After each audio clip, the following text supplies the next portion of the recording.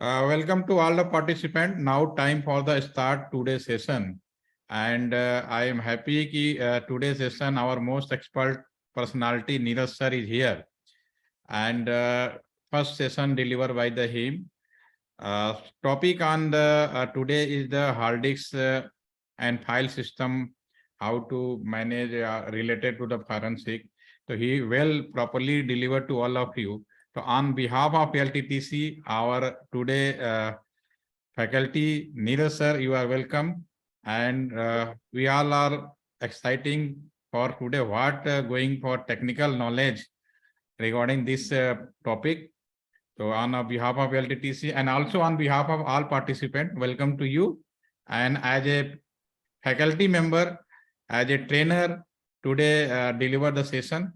Thank you. Welcome to you. Thank you, sir.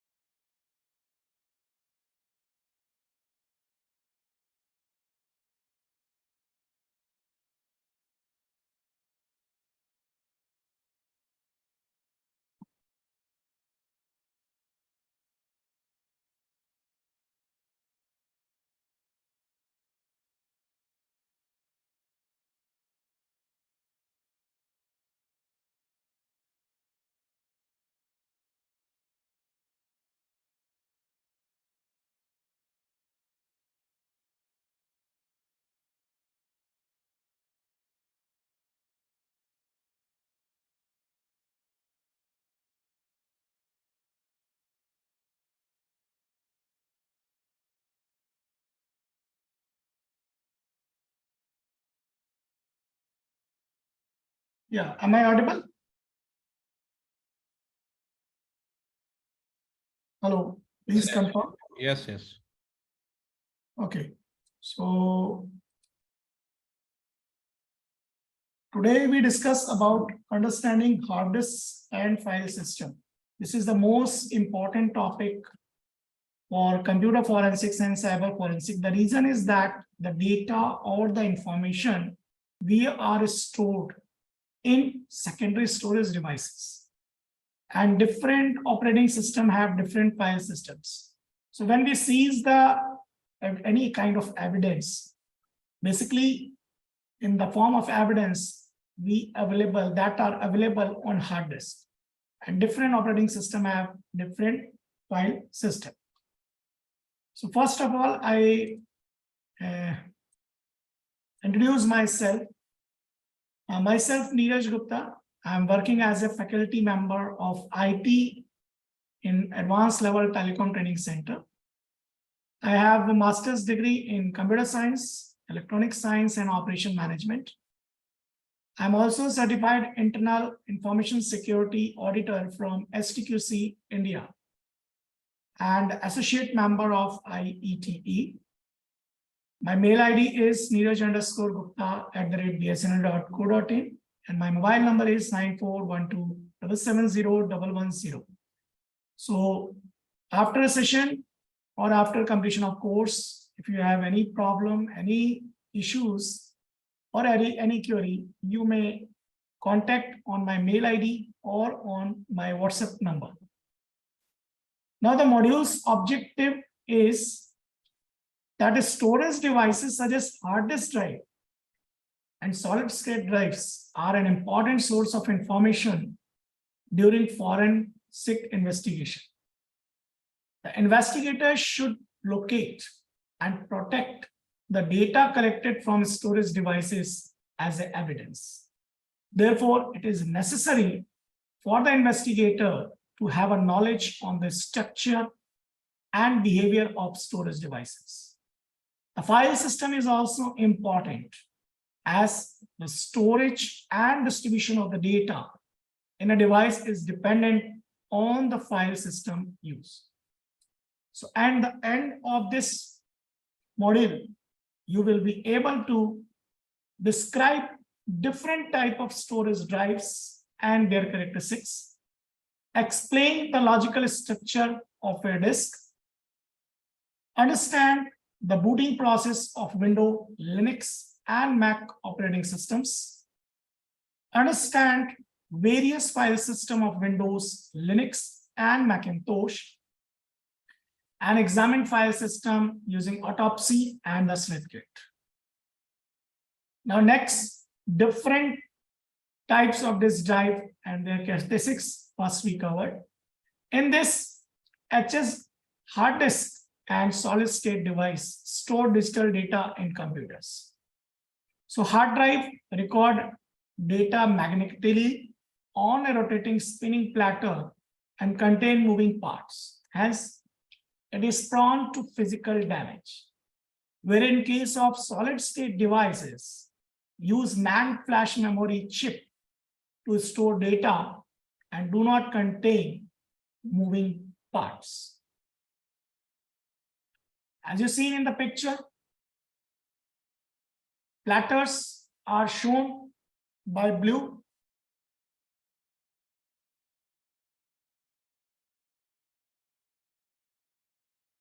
This one, a spindle is this, and actuators which move the handle. So hard disk is a non-volatile digital data storage device used in a computer system. A hard disk stores data using a method similar to that used in a file cabinet. The user needs stored program or data. The system copies the data from the hard disk drive to a temporary location. When the user or system makes changes to a file, the computer saves the file by replacing the older file with the new file. The hard disk record data magnetically onto the hard disk. And hard disk consists of a spinning platter. It has a read-write speed depends on the revolutions per minute of those platter. The faster the platter spin, the higher will be the read-write performance of the hard disk. Now, hard disks differ in terms of various measurements such as capacity, interface used, speed in RPM, seek time, access time, and transfer time. And next, we understand hard disk drive in terms of tracks. So track store all the information on a hard disk, and the track on a platter partition hold large chunk of data. The kind of data arrangement enables easy access to any part of the disk, which is why hard disks have the moniker, or you can say random access storage device. The track density refer to the compactness of the track circles. It should be maximized so that a unit area on the surface of the platter can hold maximum number of bits. Now, in terms of tracks, tracks are the concentric circle on platters where all the information is stored. Platters have two surfaces, each of which is divided into concentric circles called tracks. Tracks store all the information on a hard disk, and the tracks on a platter partition hold large chunk of data. Tracks are numbered for identification purpose. Read-write is performed by rolling headers from the inner to the outermost part of the disk. Now, tracking numbering on a hard disk begin at 0 from the outer edge and move towards the center. The read-write heads on both surface of a platform here and this one. The platters are tightly packed and locked together on an assembly of head arms. The arms move in and move out to physically locate all heads at the same track number. Therefore, the track location is often referred by a cylinder number rather than a track number. Cylinder is a group of all tracks that starts at the same head position on the disk. Now about sector in hard disk drive. Sector is the smallest physical storage unit on a disk platter. Each sector holds data of fixed size 512 bytes for hard disk drive, 204 bytes for CD-ROM and DVD-ROMs. Now later on, or you can say the coming or the latest hard disk drive we are using, that use 4096 kilobyte sector size. Each disk sector is labeled using the factory track position data. The optimal method of storing a file on a disk is in a contiguous series. For example, if the file size is 600 bytes, two 512 byte sectors are allocated for the file.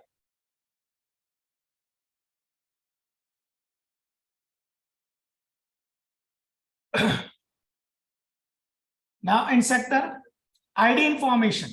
So the first one is ID information. This part contains the sector number and location which identify sector on the disk. It also contains status information on the sector. The next one is synchronization field. The drive controller drives the read process using these files. Next one is data.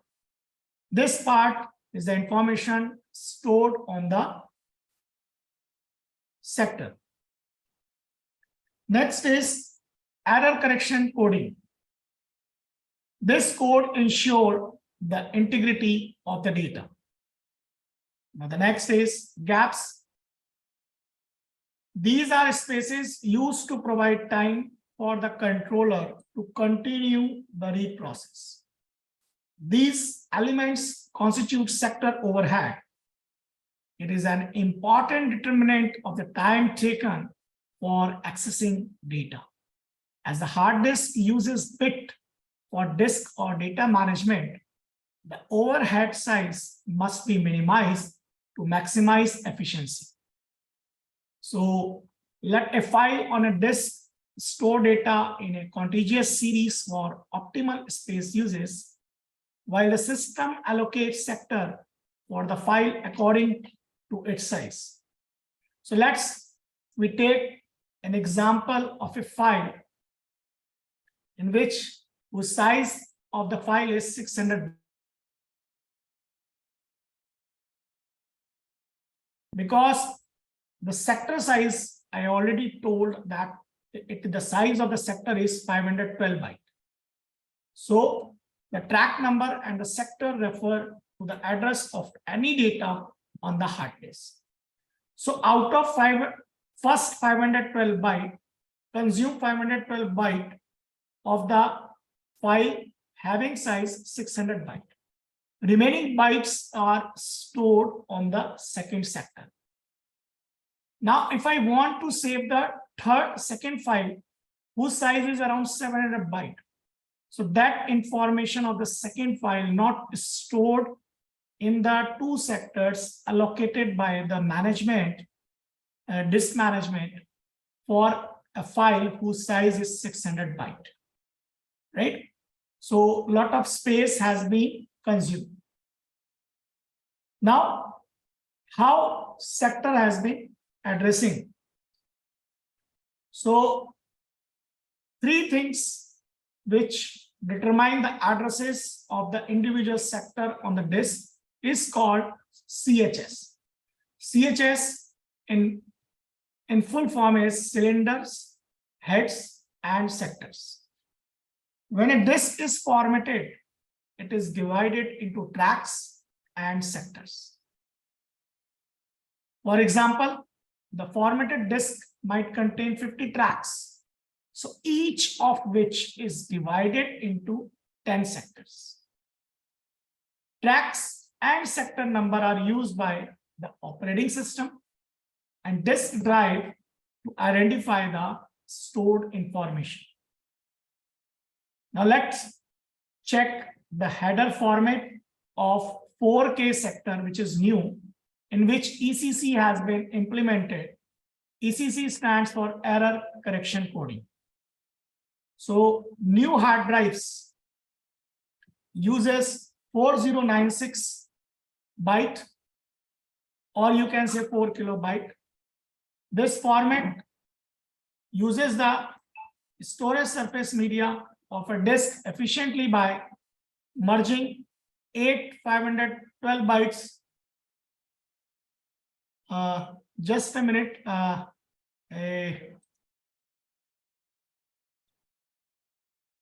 आपकी controlling room बता रहे हैं कुछ और a new hard drive. Sorry for the interruption. Now the structure of 4K sector maintain the design element of 512 bytes sector, in which 4K is divided into 8 parts, and each part size is 512 bytes. And this has been maintained with the help of ECC. ECC stands for error correction coding. So 4K sector technology removes redundant header areas between sectors. So as you observe here, that for each sector in the early area, various headers and end of file logins are there. But once we implement 4096 byte, it has been reduced. Out of 8, only 1 has formed. And ECC, error correction coding, is once again distributed with the size of 1024. So this drastically reduces the overheads.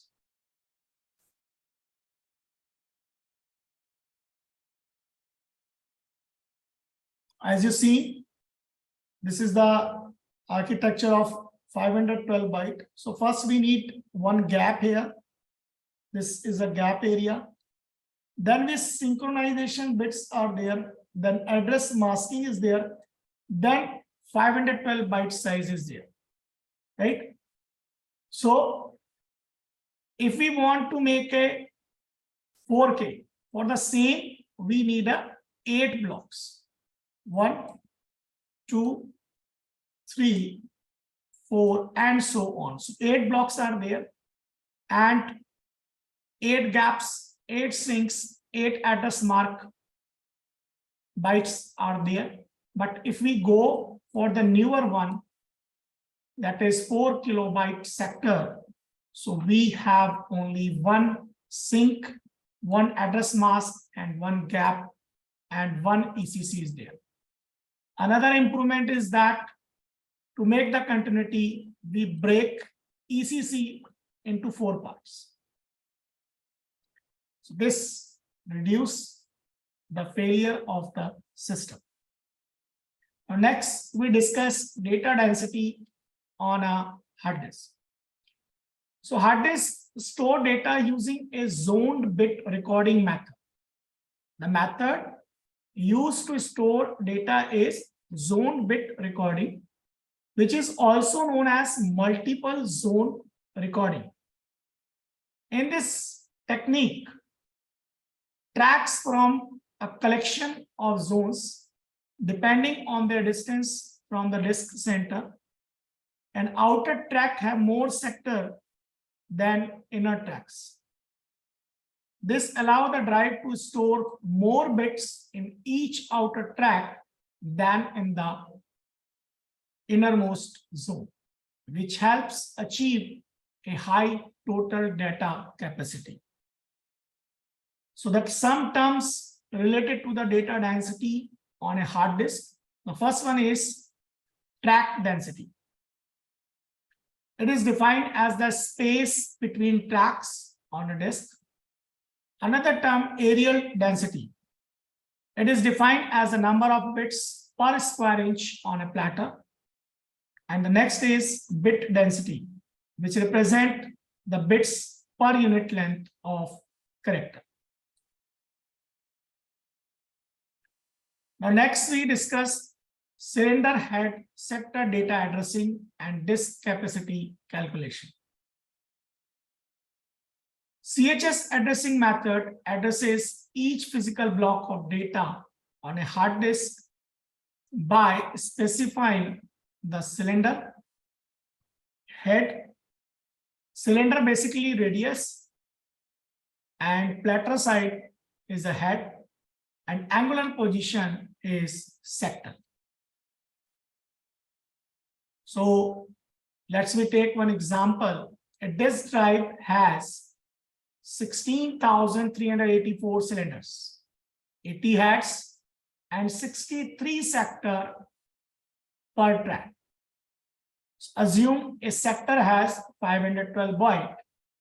So now we want to calculate the capacity of such a disk.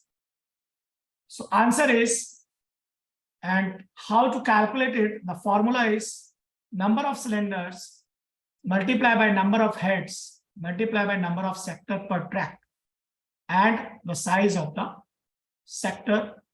So that we can multiply, and we got the answer is 42 gigabytes. Now measuring the hard disk performance. First of all, data is stored on a hard disk in the form of files. When a running program requests a file, the hard disk recovers the byte content of the file and send the byte to the CPU one at a time for further processing. Measuring hard disk drive performance includes calculation of its two characteristics, including the access time and data transfer rate. So data rate is nothing but a ratio of the number of bytes per second that the hard disk sent to the CPU. Whereas seek time is the amount of time required to send the first byte of the file to the CPU when it requests the file. For access time, refer to the time taken by a hard drive to initiate data transfer. This time depends on the mechanical nature of rotating disk and moving heads. So there are main components that added to obtain the access time are seek time. This is the time required for a hard disk controller to find a particular piece of data. Whereas rotational latency refers the rotational delay in the chosen disk sector to rotate under read or write disk drive head. And the data transfer rate of a drive is expressed by the internal rate, which is the rate of data transfer between the disk surface and disk controller, as well as the external rate, which is the rate of data transfer between the drive controller and host system. Now we're talking about the access system, access time. So for the inner zone, we achieve data transfer rate at a speed of 44.2 megabits per second to 74.5 megabits per second. In case of outer zone range, we achieve 74 Mbps to 111.4 megabits per second. Now move to the next latest technology, that is solid state drive. So solid state drive is an electronic data storage device that implements solid state memory technology to store data in a manner similar to a hard disk drive. In electronic, the term solid state refers to an electronic circuit built entirely with the semiconductor. Solid state drives are faster than hard disk drive as they have no moving parts, and the read-write performance depends on data connection of the drives. So in data drives, they have two types: NAND-based SSD and volatile RAM-based SSD. So in NAND-based SSD, these SSDs use solid-state NAND memory microchip to store data, whereas in case of volatile SSD based on volatile is used where application require fast data access.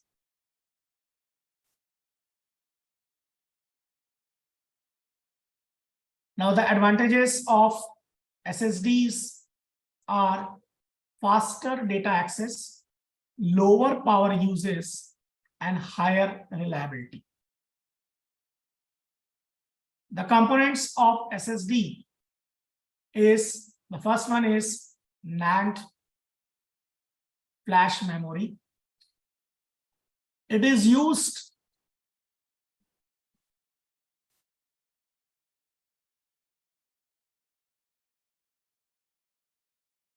this one is a NAND flash memory. The nature of NAND flash memory is non-volatile in nature to store data, and it consists floating gate transistor that do not require power to retain data. Another thing is controller. This is the controller, this one. It is an embedded processor that acts as a bridge between the flash memory components and the system by executing firmware level software. Now next come DRAM. It is a volatile memory and require power to retain data. So here DRAM is in the position of NAND. So this NAND has been now removed with DRAM.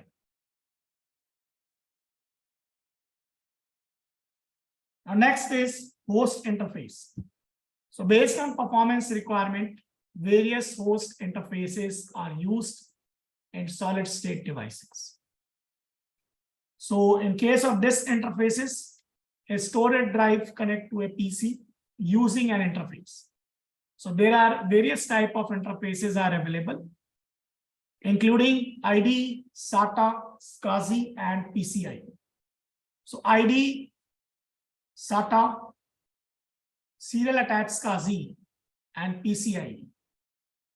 Now we discuss one by one. So ATA-PATA is a standard electronic interface used between a computer motherboard for hard disk drive, SSD, CD-ROM, and DVD drive.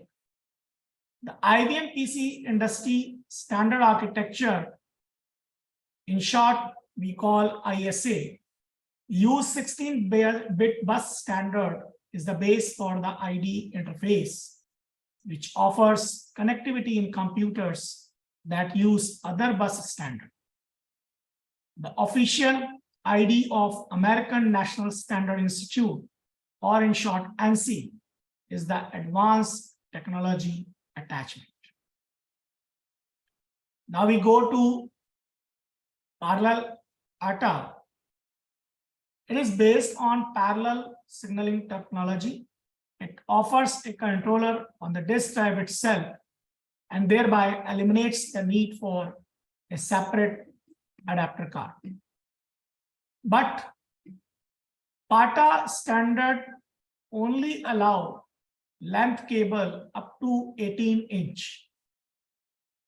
But regarding of that, PATA has the following feature. The first one is it is relatively inexpensive, easy to configure, and allows look ahead catching. The next is enhanced integrated drive electronics. Most computers sold today use an enhanced version of IDE called EIDE. IDE drives connect with PC using an IDE host adapter. The IDE controller in modern computer is a built-in feature on the motherboard. EIDE is an extension to the IDE interface that support ATA2 and ATA packet interface standard. The motherboard contains two types of EID socket. A socket connect two drives, namely 80 wires cable for faster drive and a 40-pin ribbon cable for CD-ROM, DVD-ROM. EIDE can address a hard disk larger than 528 megabits. It allows quick access to the hard drive and provides support for a direct memory access and additional drives such as tape devices and CD-ROM drives. The EIDE access drive larger than 528 megabytes by using a 28-bit logical block address to indicate the actual head, sector, and cylinder location of the disk data. Now next we come to serial ATA. SATA offers a point-to-point channel between the motherboard and drives. The cables in SATA are shorter in length than those in PATA. It uses 4-wire shielded cable of up to 1 meter in length. SATA cables are flexible, thinner, lighter than the ribbon cables required for conventional PATA hard drives. It has numerous features. The first one is high operation speed, easy to connect to storage device, easy to configure, and transfer data at a rate of 1.5 gigabits per second to 6 gigabytes per second. Now we discuss another one is SCSI. SCSI is a set of ANSI standard electronic interface that allow personal computer to communicate with peripherals hardware such as disk drive, tape drives, CD-ROM drives, printer, and scanners. Adopted by Computer Inc. and is still used in the Macintosh. The present set of SCSI are parallel interfaces. SCSI allow up to 7 or 15 devices to be connected to a single SCSI port in a daisy chain fashion. This is the most advantage feature of SCSI. Next, there are various standards of SCSI.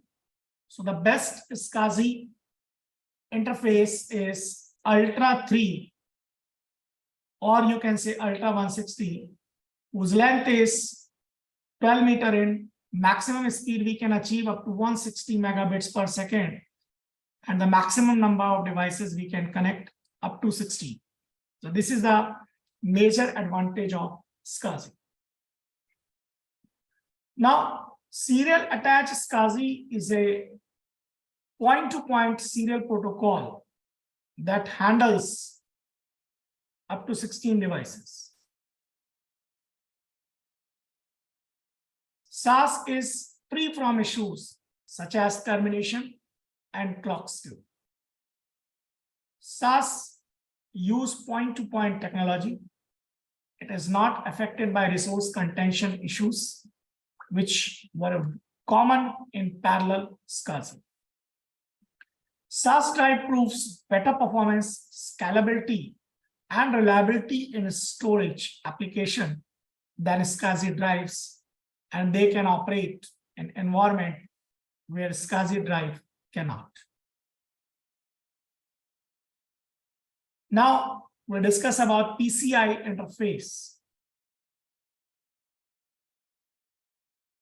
PCIe SSD is a high-speed serial expansion card that integrates flash directly into the motherboard.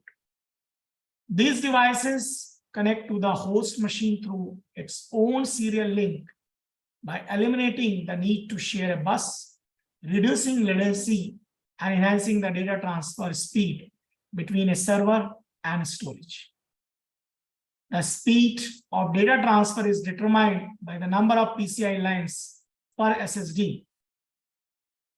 So the latest version of PCI 5.0 was launched on May 29, 2019, and the bandwidth we have achieved is 32 GT per second, or you can say 128 gigabits per second, which is ideal for application such as artificial intelligence, machine learning, gaming, visual computing, storage, and networking.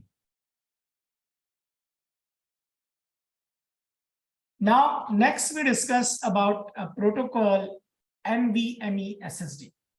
It is a storage protocol developed for NAND flash memory and high performance SSD that use PCIe card slot technology. With its parallel queuing system, which system we are using in SSD, NVMe SSD is parallel queuing system. So NVMe overcomes the limitation of SATA and other SSD storage options. It can handle heavier workload, reduce latency, and offer better queuing support than SATA SSDs, significantly boosting performance and mitigating CPU bottleneck. Currently, NVMe supports 3 form factor, that is M.2 SSD and 2.5-inch U.2 SSD. Now we discuss about logical structure of a disk. The data stored in a computer are organized in the form of files, directories, according to the tree structure stored on the hard drive. The logical structure of a hard disk is compatible with the operating system installed on it. The hard disk needs the logical structure to understand the hard drive and resolve any disk-related problem. The master boot record is the first sector on the hard drive, or you can say 0 sector, and it contains bootloader and partition table accessed by the operating system. A hard disk logical structure mainly depends on the file system used and the software such as operating system. These factors control and define the process of data on the hard disk. Operating system uses different type of file system, and those file system use various other type of controlling and accessing mechanism for data on the hard disk. Operating system organize the same hard disk in many different ways. For Windows, different. For Linux, different, and for Macintosh, different.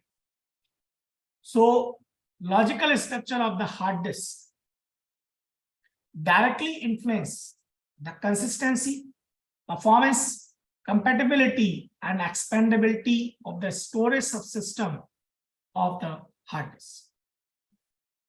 Now we talking about the cluster.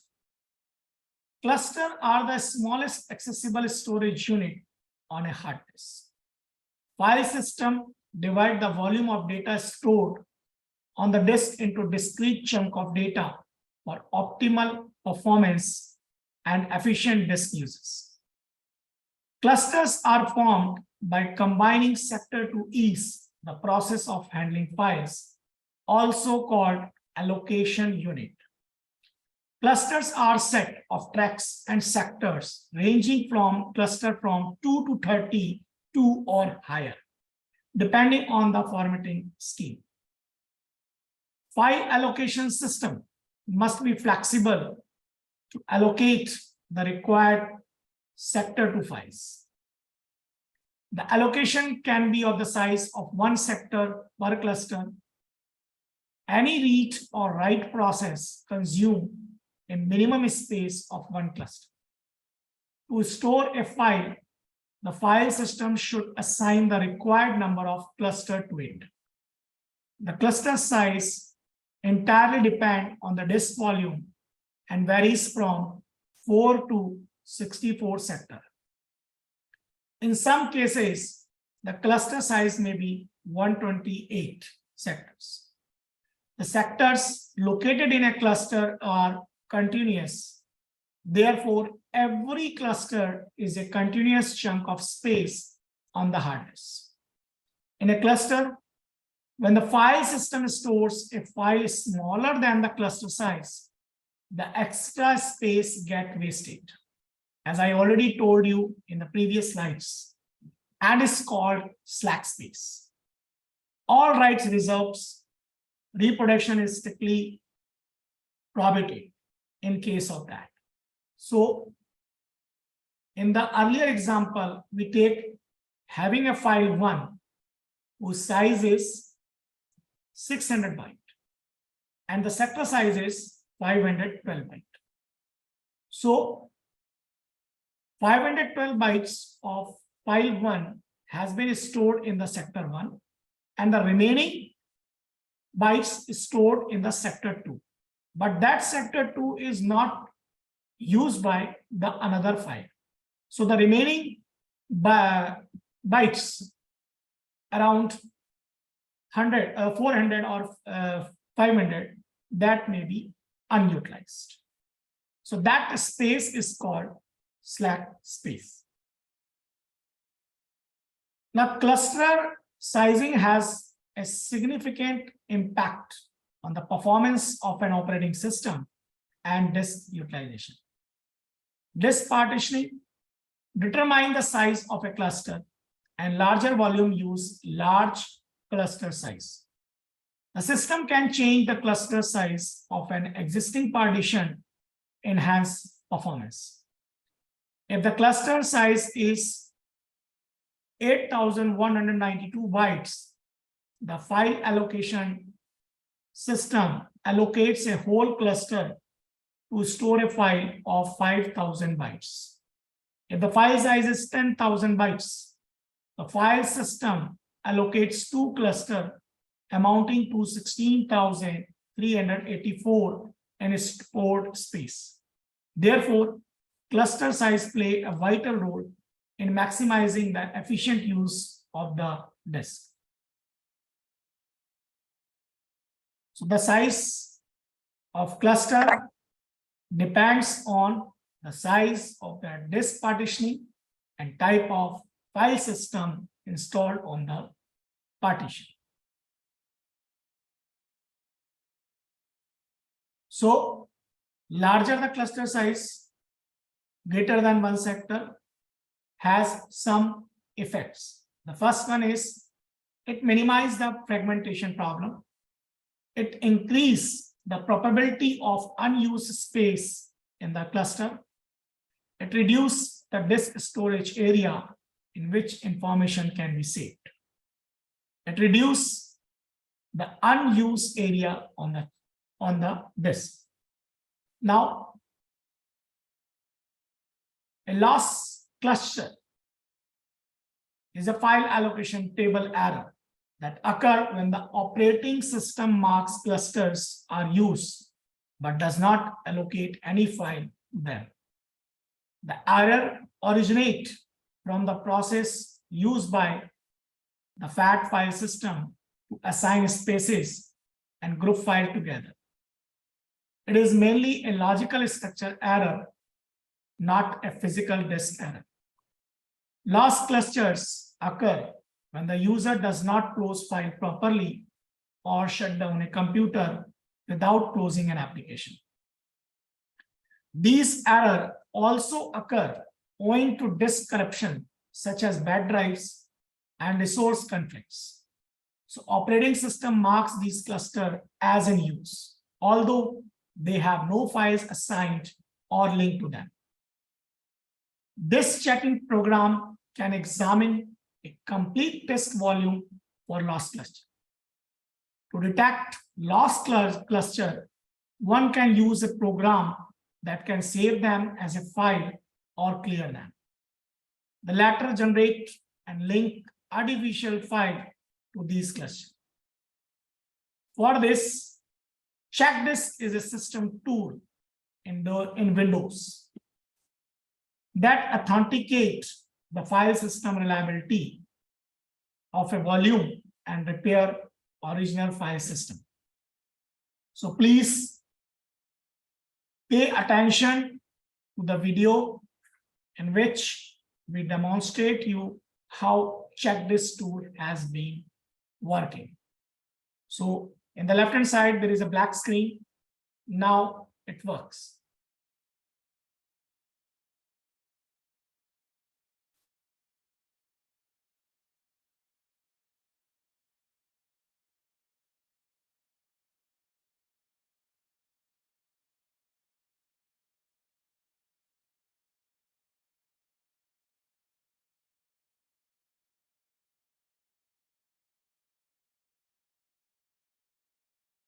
When you fire the CheckDisk command, and remember this, that you have administrative rights before running the CheckDisk. So it goes on process stage 1, stage 2.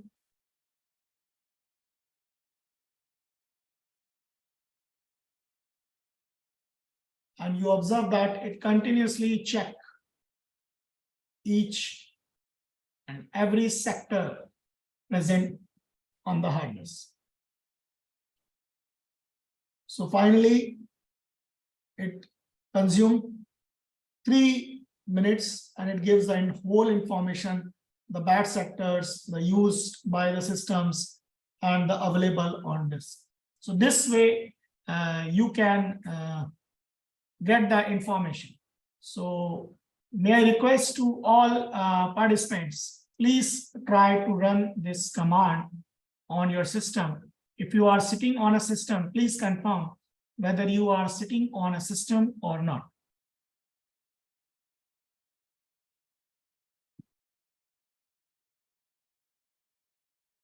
Are you able to run that command on your system?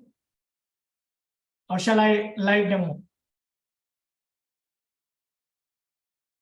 If every participant is sitting on a system, then they can run. If they are not sitting on a system, so shall I lively demonstrate you? Okay, so participants want to live demonstration. Okay.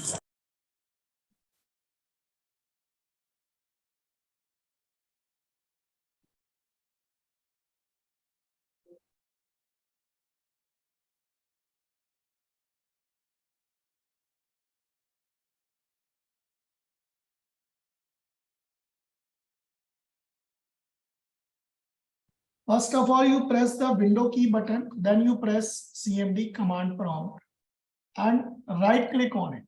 So you got to run as an administrator because that command is not running. until and unless you have an administrative privilege. So once you click on this, then a window has come. Here you can type CHK DISK, check.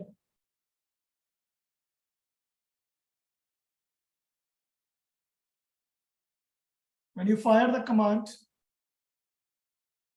hit check.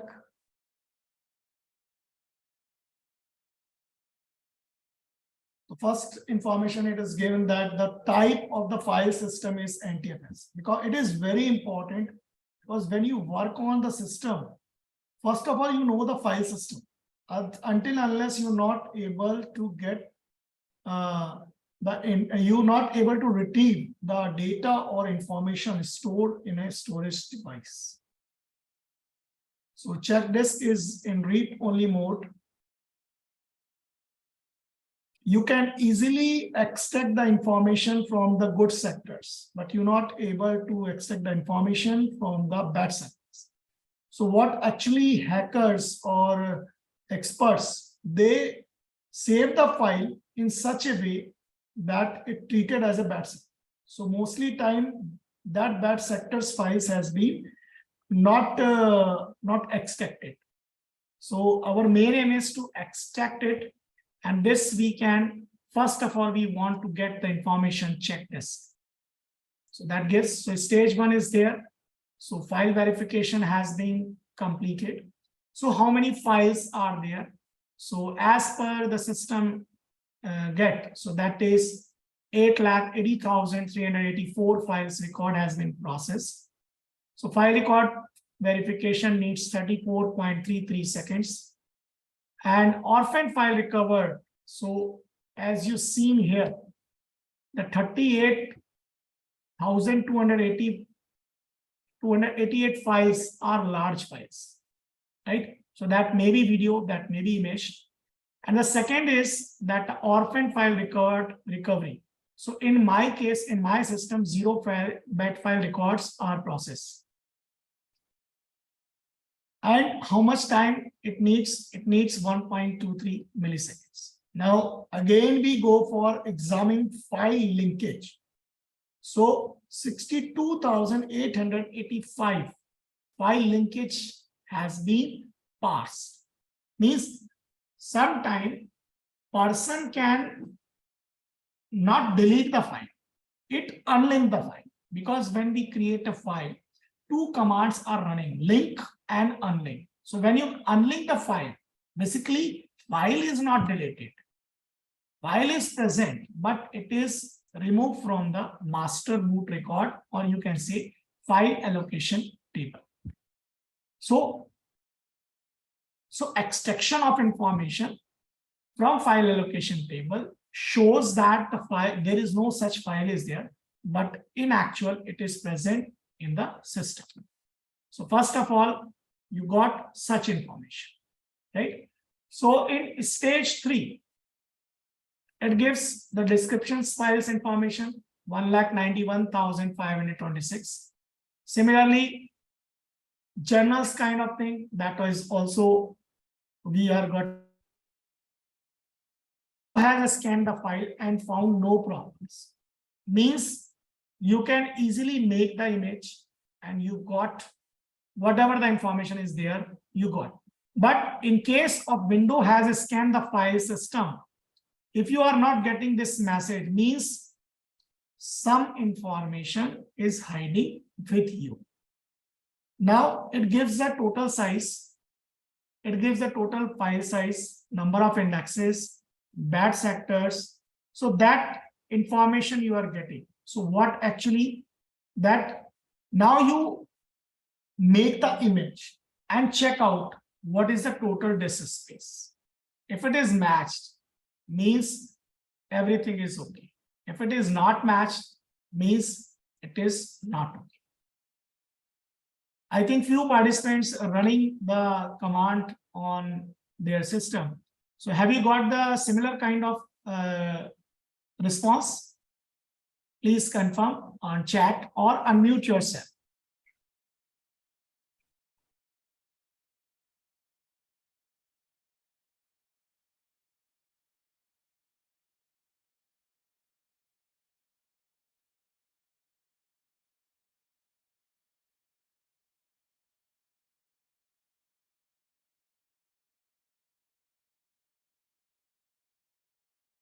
Okay, so everybody have any doubt, any query, any questions in your mind, you may please raise on chat box or unmute yourself and raise your issues if you have.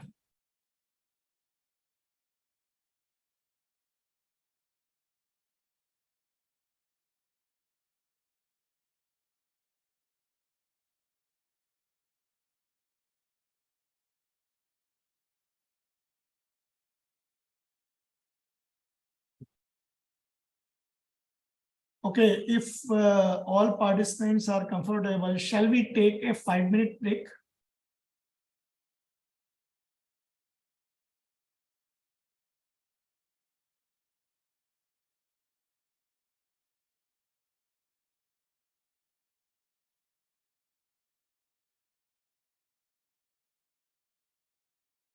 Okay, so just a 5-minute break we are taking. So right now the time as per in my system is 11:52. So we will resume the session at 11:57. Presently 11:52, and we start our session at 11:57. Okay, thank you.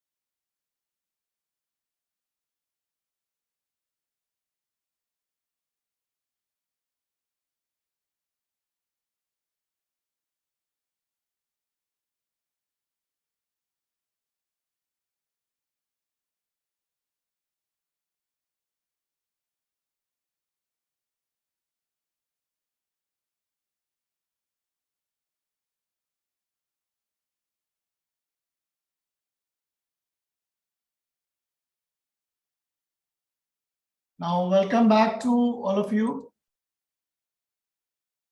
Shall I continue?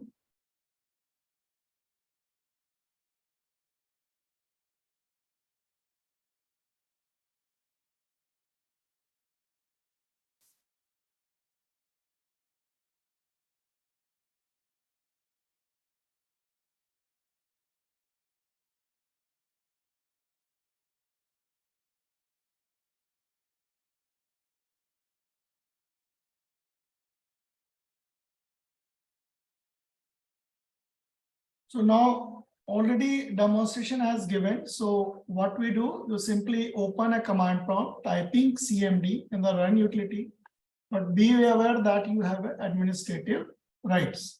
Now enter check disk in a command prompt to run the check disk utility in read-only mode. So after completing a scan, check disk utility will display the status of the current drive. Now the unused space, we are talking about unused space, that is slack space. So slack space is the wasted area of a disk cluster lying between the end of a file and end of the cluster. It is created when the file system allocates a full cluster to a file smaller than cluster size. A large number of files and a large cluster size result in wasted disk space owing to slack space. CAS or Windows system use fixed size cluster. The size consumed by a file within a cluster is independent of the data storage. So for example, if the partition size is 4 GB, each cluster will be 32 kilobyte in size.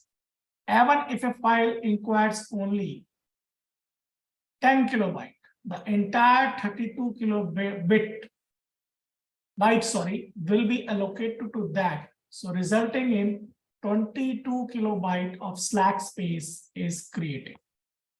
To eliminate this efficiency, the system uses partitioning with the another approach to reduce the slack space is to use the new technology flash system, right? Now there are two types of slack types. The first one is RAM slack. RAM slack is the data storage space that start from the end of a file to the end of the last sector of the file. Whereas drive slack is the data storage space that start from the end of the last sector of a file to the end of the last cluster of the file. In the field of forensic investigation, slack space is an important form of evidence. Often, slack space can contain relevant suspect information required by a prosecutor to present as evidence in the court.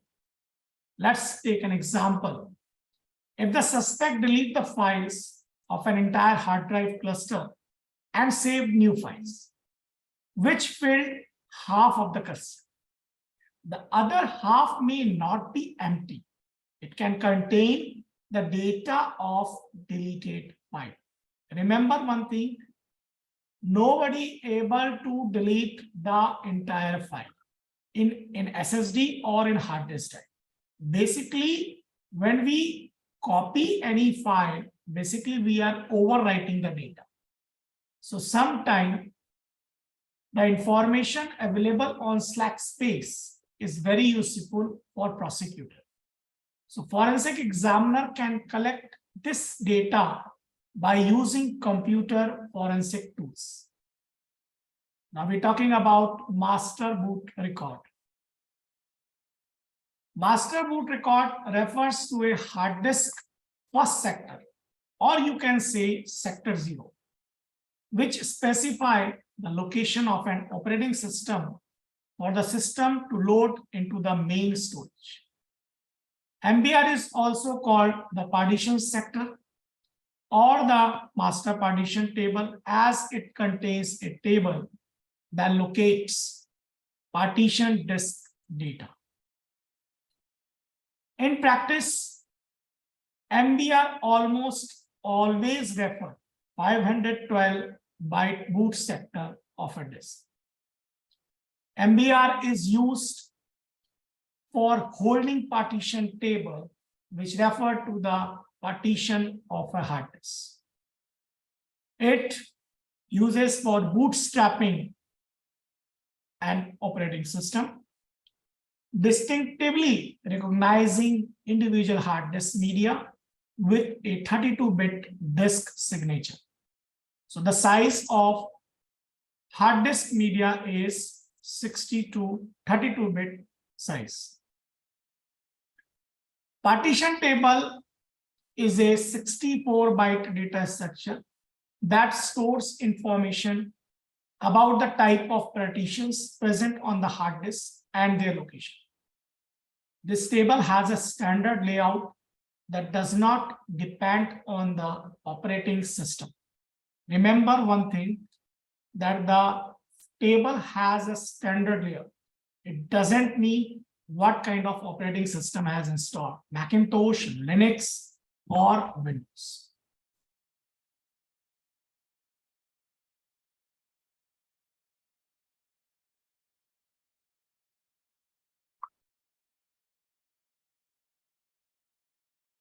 Now, master boot code. It is a small piece of computer code that load the system software into the BIOS and execute to initiate the system boot process. After execution, the system transfer the control to the boot program present on the active partition, which load the OS. The master boot code implements the following functions. It examines the partition table. It locates the first sector of the active partition. It loads a boot sector copy from the active partition into memory. Transfer control to executable code in the boot sector. Now we discuss structure of a master boot record. Master boot code, or you can say bootstrap. It is an executable code and responsible for loading operating system into computer memory, or you can say RAM. It consists of a data structure of 446 bytes. The next one is partition table. It maintains the data of all the hard disk partition and consists of a data structure 64 byte. Disk signature. It is located at the end of master boot record and contains only 2 bytes of data. It is required by BIOS during booting. Now, how MBR maintained? So addresses are mentioned like 4 times 0, 01 BB. So at the address 01B8, this signature is available. For MBR signature, we have to go for address 01FE and 01FF, right? So this way we can know the system running Windows and DOS, holding of different addresses where code has been present, where disk signature has been present, and where MBR signature has been present. Now backing up the master boot record. So the command is dd if dap x of mbr.backups equal to 512 count 11. For restoring the master boot record, dd if mbr.backup of /dev/xx bs equal to 512 count 1. So these two commands help us to take a backup and restore the master boot record. Maybe the culprit or the hackers basically they destroy the master boot record. So this way you can check out where is the backup of the MBR is available. And with the help of the backup of MBR, you may restore the master boot record and you easily access the hard disk. Now we're talking about the disk partitioning. It is the creation of logical division on an SSD or hard disk to allow the user to apply operating system specific logical formatting. And it is same for both hard disk drive and SSD. So in primary partition, that holds the information regarding the operating system, system area, and other information required for booting. Let's take an example of MS-DOS, earlier version of Microsoft Windows system. So the first partition, as you know, it is C. We can call it as primary partition.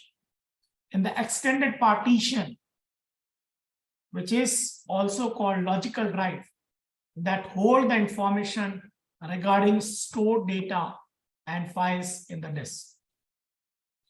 The BIOS parameter block is data structure situated at sector 1 in the volume boot record of a hard disk and explain the physical layout of a disk volume.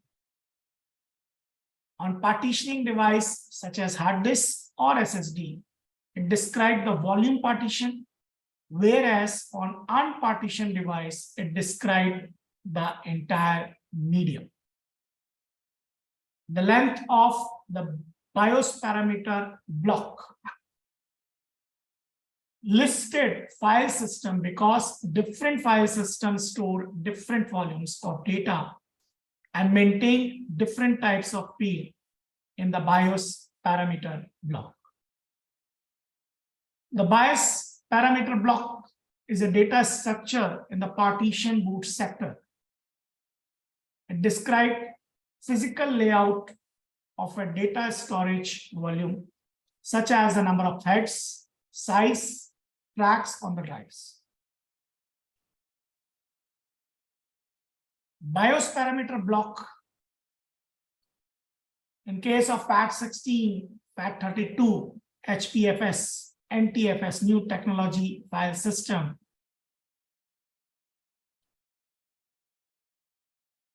the length of the BIOS parameter block varies with different file system. It assists investigator to locate the file table on a hard drive. Can anyone tell how we can locate the information about the disk management? Any participant? Please type in chat or unmute yourself.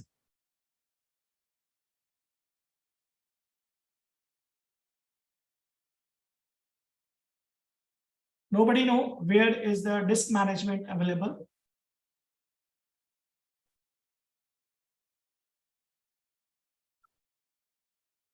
Okay, no problem. So shall I give the live demonstration?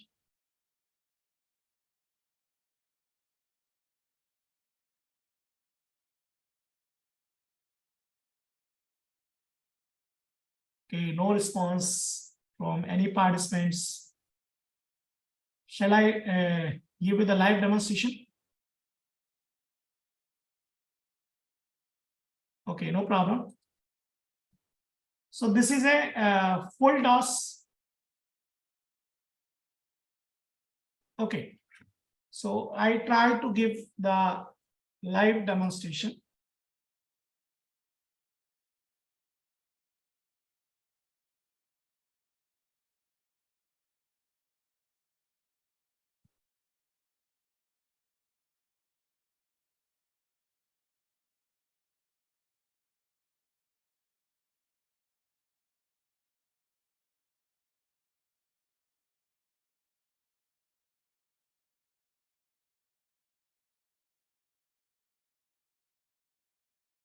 You may simply go to the control panel.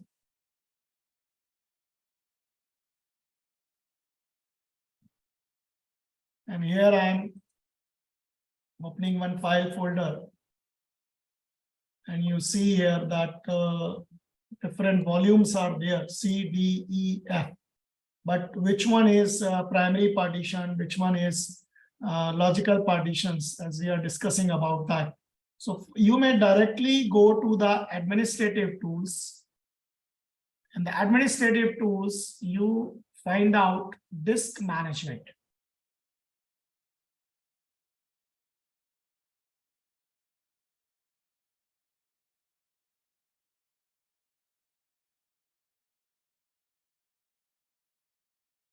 Here you click on the computer management, as a disk is a part of computer management.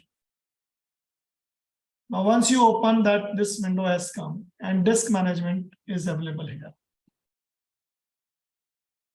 So in Windows, you see that there is a one partition, 499 MB, then 99 MB, then ASEAN drive is here. It showed 33.15 GB NTFS, new volume D, right? So new volume D is here, ASER data E is available, and finally, new volume F is available, right? So the overall size of disk 0 is 931.50 GB, which is currently on live, and which system, what type of system we have implemented. So in disk 0, partition 1 and partition 2. So first we make two partitions, and recovery partition we are making on partition 1, and recovery EFI, extended file interface system, we are created on partition 2. So basic data partition we are creating here, right? So boot sector is available on this, right? And crash dump basic data partition or information also available in C. Now D, E, F. As you see here, C, D, E, and F. So suppose I want to hide this partition, right? I'm not deleting the partition, I'm hiding it, right? So I simply click on F drive and right click it and chain drive letter and path. So at present F letter is there, so I remove it. When I remove it, what happens? It also gone there, right? And in this partition, it is also not available, right? As in the master boot record, there is a file allocation system, and for each partition, we have given some symbol, right, or label. So I simply remove the labels. So if you shown here 3 volumes, so at the first instance, when you examine any PC, you find that, okay, three volumes are there, and you take individual images of that drives, but you lose the 4th one. So from the actual logical and primary partitions, that information is available. So for that, you may go to the control panel. In the control panel, you found computer management. In the computer management, you got disk management. And in the disk management, you got the actual partitions. So maybe information on this 499 99 MB information also available. Now, how to recover if somebody hide the partition? How you recover? So you simply click on new, and you observe that C, D, E is there. So if you create a logical partitions, it gives the letters in sequences. So what you do, you simply right click it and change drive letter and path, add it, and F automatically gives you. But what happens, the hackers, what they did, they give the different letter, say N, assign the following letter, and it comes, right? But actual letter, because the software installed and the references has given to F. So what we did, we simply change and first follow the sequence letter. So C, D, E already consumed. Now we go for F. Now it becomes F and you able to get the information. Now I click on the F drive and informations is stored in the whatever the data I have, that is stored here, right? And I able to access it. So this is the way mostly hackers can hide the data. So the knowledge of file allocation system as well as master boot record is required. So why we include this topic in this course? The reason is because maximum time we not able to attain the actual information from the storage, or you can say the actual information from the evidences, right? So now come back to the same content. Now we come back to the sessions. Now, any questions, any doubt in your mind, you may please raise on your chat session or unmute yourself. If you have no doubt, so I move forward. Shall I move?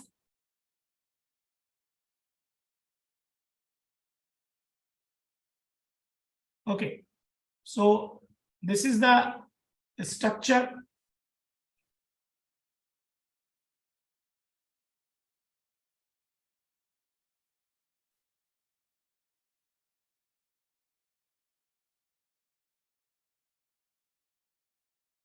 This is the extended BIOS parameter block in which you get the information at which address what kind of information is available.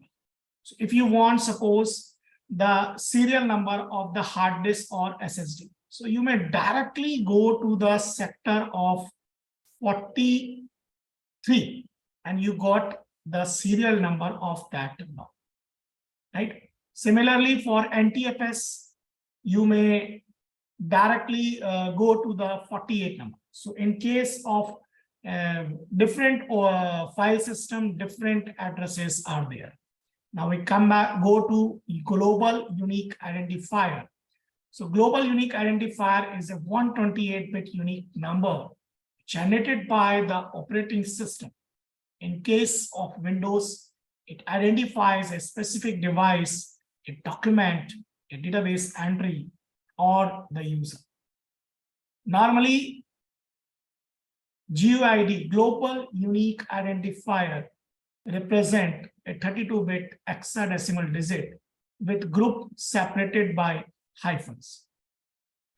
So Windows operating system assign a GUID to the registry for recognizing component object model. It links the dynamic link libraries as well as to user account by username. So the common uses in Windows to identify COM or DLL files. In database, GUID are used as a primary key values. In some instance, a website may assign a GUID to a user browser to record and track the sessions. Windows assign a GUID to a username to identify user accounts. So how we can get the GUIDs? For this, you may simply go to the command prompt and open regedit. There is a command reg The command is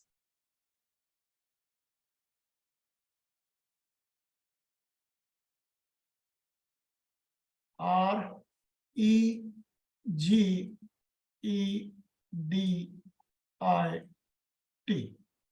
When you type this kind of window has been opened, and you simply go to the H local machines, because we are working on a local machines. So you simply four main blocks are there, and one of the block name is HE local machines. And after that, you may choose software.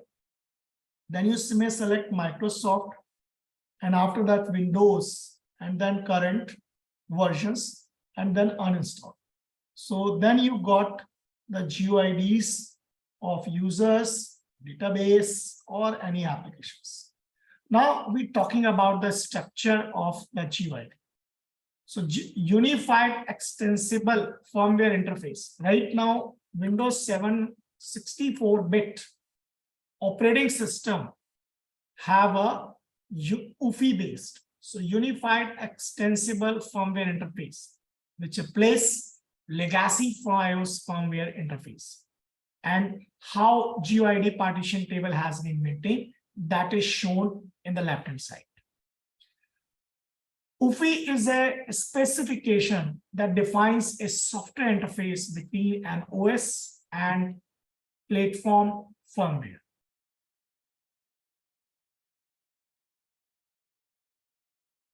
It uses a partition system known as GPT or GUID partition table, which replaces the traditional master boot record.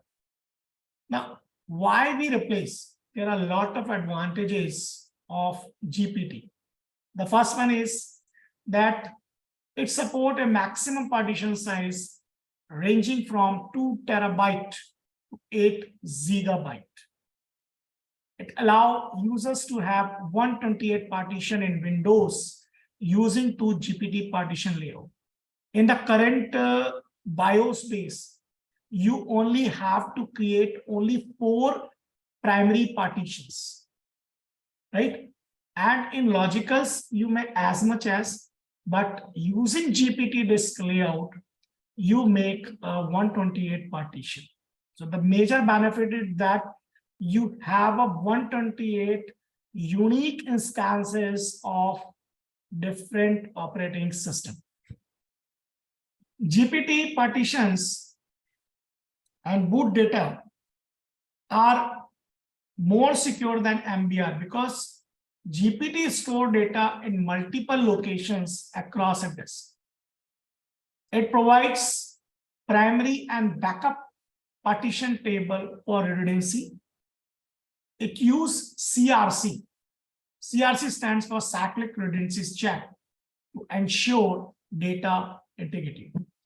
And there are various variants of CRC. So it uses CRC32 to detect the error in the header and partition table. Now we discuss about booting processes of Windows, Linux, and Mac operating system. So first of all, we discuss what is booting process. It refers to the process of starting or restarting the operating system. It loads the operating system in the hard disk to the random access memory. Now there are two types of bootings, cold booting and warm booting.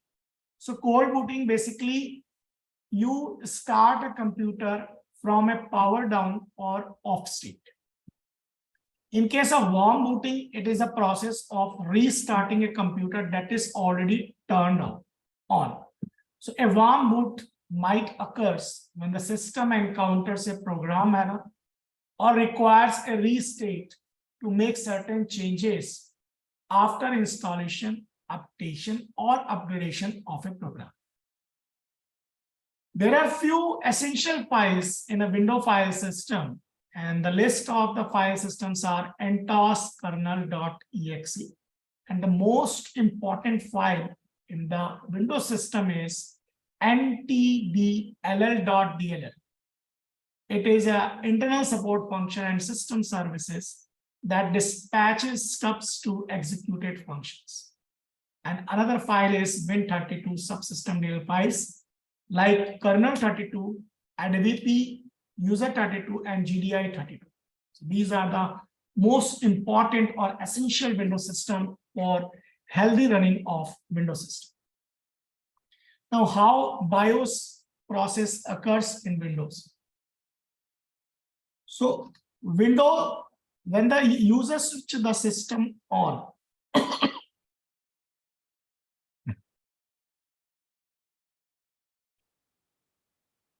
when the system on by the user, the BIOS has been activated and it go to the master boot record, then volume boot sector, where anti-boot sector is there, and boot manager.exe file has been executed, which further execute the win resume.exe and bcd. Side by side, it also give the instruction to winload.exe to load the operating system from hard disk to the memory. Then it goes to the ento kernel.exe, which use the dynamic link library hall and give the command entos kernel. And that entos kernel has running in two phases, phase 0 and phase 1. In this process, it verifies whether all the files has been loaded on the memory or not. Then it activates the smss.exe. That sms.exe may use the system file win32k and winlogon.exe. Once it is done, final file lsass.exe will check your roles and credentials for booting for login on the Windows system.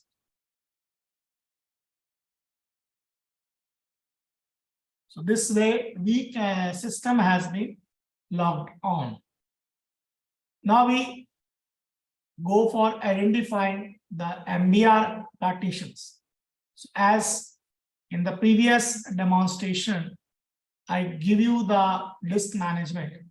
So again, you go there and you click on any partition, maybe primary or logical partitions. You may right click it and you get the information regarding that particular partition. So on that particular volume available on which disk, the nature of the disk, status, whether it is passive or online, and whether it is a master boot record or not, its capacity, unallocated space, reserved space, such informations are available on disk management system. Now, the currently operating systems, Windows 7 64-bit onwards, UEFI along with GPT has been implemented. So there are various phases are there. The phase 1 is SEC, second one is PEI, then TXE, VDS, and RT. So EFI boot manager control the UEFI boot process. It starts with platform firmware initialization. The boot manager loads UEFI drivers and UEFI applications to initialize platform functions. The system loads the operating system OS loader at the final stage, following which the OS start booting. Once the OS receives the control, it halts the UEFI boot services. So the first one is SEC, or you can say security phase. In security phase, the security or SEC phase of EFI consists of initialization code that the system executes after powering on the EFI system. It manages platform reset events and set the system so that it can find, validate, install, and run the pre-EFI initialization. In pre-EFI initialization, it initializes the CPU, permanent memory, and boot firmware volume. It locates and executes the pre-initialization modules present in the BFP so as to initialize all the hardware found in the system. Finally, it creates a hand-up block list with all the found resources and interface descriptors and passes it to the next page. That is by the DXE phase. DXE phase stands for driver execution environment phase. So most of the initialization occurs in this phase by using the hubble. The driver execution environment initialize the entire physical memory of the system, input, output, memory mapped resource, and finally begin dispatching DXE driver present in the system firmware volumes. The DXE core produce a set of EFI boot services and EFI runtime services. Some are used for booting the system, some are running the system.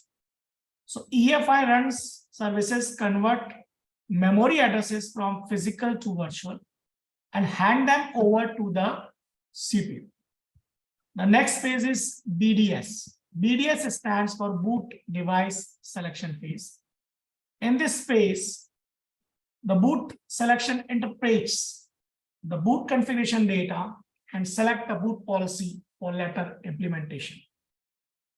In this phase, the system load MBR code into the memory for a legacy BIOS boot or load the bootloader program from the EFI partition for a UFI. It also provides an option for the user to choose the EFI shell or an UFI application as a boot devices from the setup. Now in runtime phase, system clear the UFI program from memory and transfer it to the operating system. So no signage is available once operating system take over the control of hardware. So during the UFI BIOS, the OS calls the runtime services using a small part of the memory. Now the get GPT command help the investigator. Now we comes point of view of forensic investigator. So forensic investigator use get GP tool to get the GPT data structure of the hard disk. It requires the use of path parameter, which takes the Win32 devices namespace for the devices from which it should parse the GPT.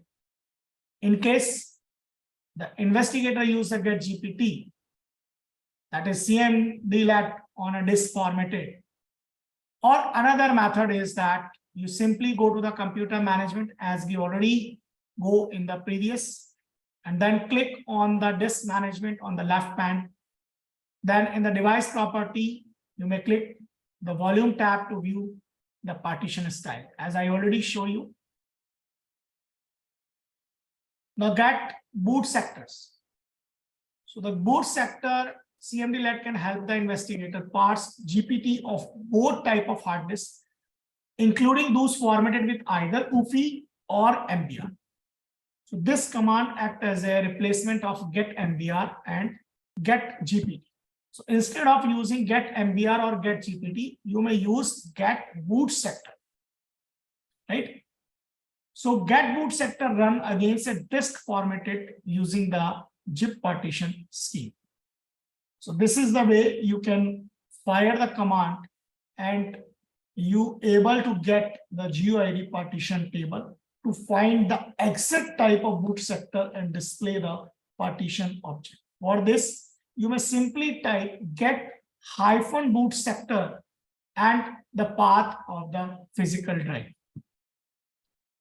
Now, to get the formatted disk and get the partition entry object. So this, you just type get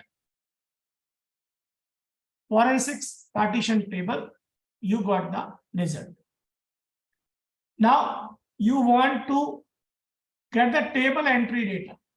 So you just type get hyphen partition table hyphen path and the physical drive address. You get the information about the partition type GUID, unique partition GUID, starting label, ending LBA, attributes, and partition name.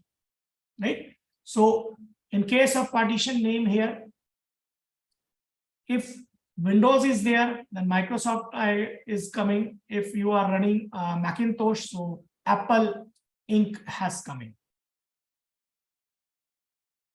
Now analyzing the GPT header and entries. So most OSs that support GPT disk access have a basic partition table, which display details about GPT partition table. For this, in Windows, there is a command disk part. So you may just click, go to the command prompt and type the disk part. So disk part give you the details. So as you hear, participants, may I request you, you may please open the command prompt, and in the command prompt, you may just type disk part and you got the result something. Or shall I give the demo? Okay, it is better I give the demo.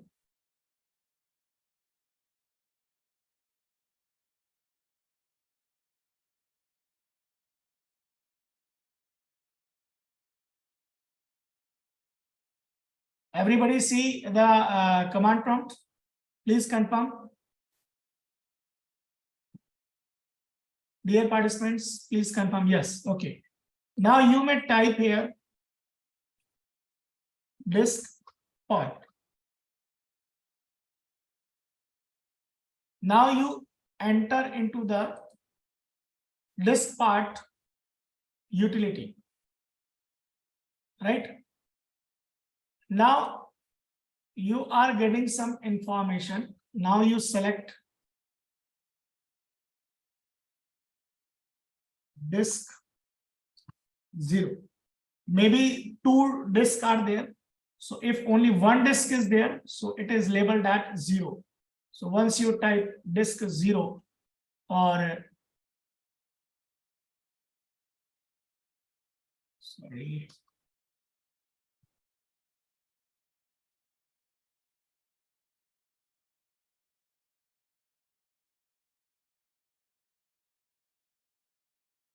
Now I am selecting disk 0.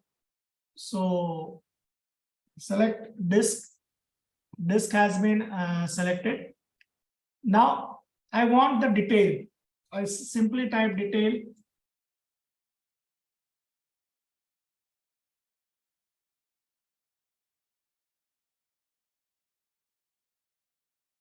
Sorry.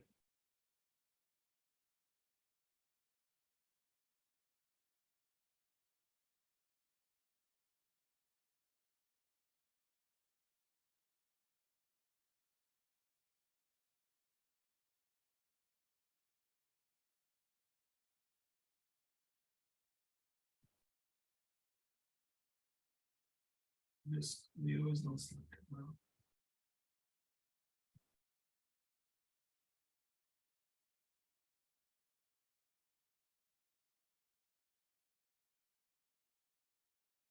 Now see here that I simply type detailed disk and you got the information that the nature of the hard disk is SATA. And disk ID is what? This is the most important part. You got the serial number of that. Now what is the location of path? So this is the location path. And currently read-only state, no, it is you able to write also. Boot disk is there or not? So boot disk is there. Page file disk is there or not? Page file is there. Then how many volumes are there? So C drive Acer label NTFS partition 233 GB and the condition is healthy.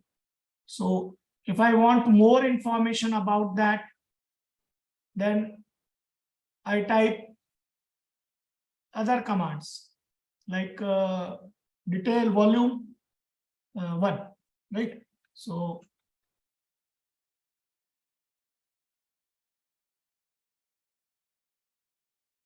detail volume 1.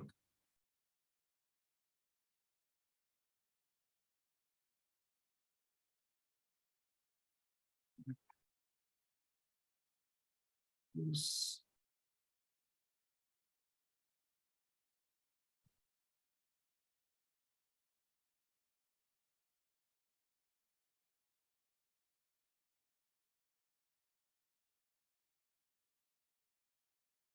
Now you see that first which volume you want. First you know the name of the volume. Then I select the select volume 1. Then detail volume. It gives that that volume is available on disk 0. It is online. What is the size of the disk? That is 931. And 2048 is the sector size it consider. Read only no, hidden no, no default drive letters no, shadow copy no, offline no, BitLocker encrypted no, installable yes. And volume capacity for that particular volume is 233 GB and volume free space. Similarly, you can use or know the other volumes as well as partitions. Using this, you can use that informations.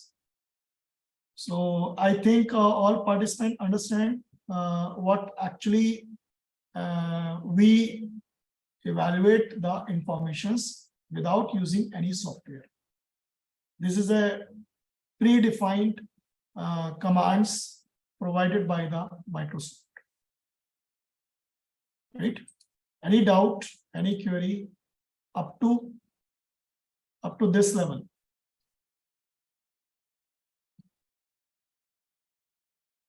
Yeah, please give your valuable feedback, as I'm not able to know whether you understand the concept or not. Please confirm on the chat.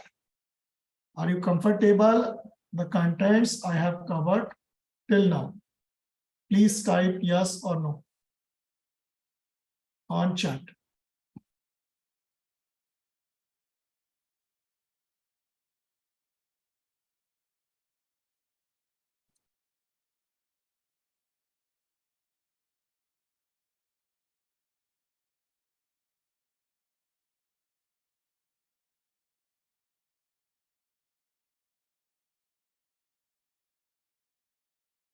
So this is the live demonstration because sometime time constraint is there. So that's why I'm taking the shots, screenshots and shared with you.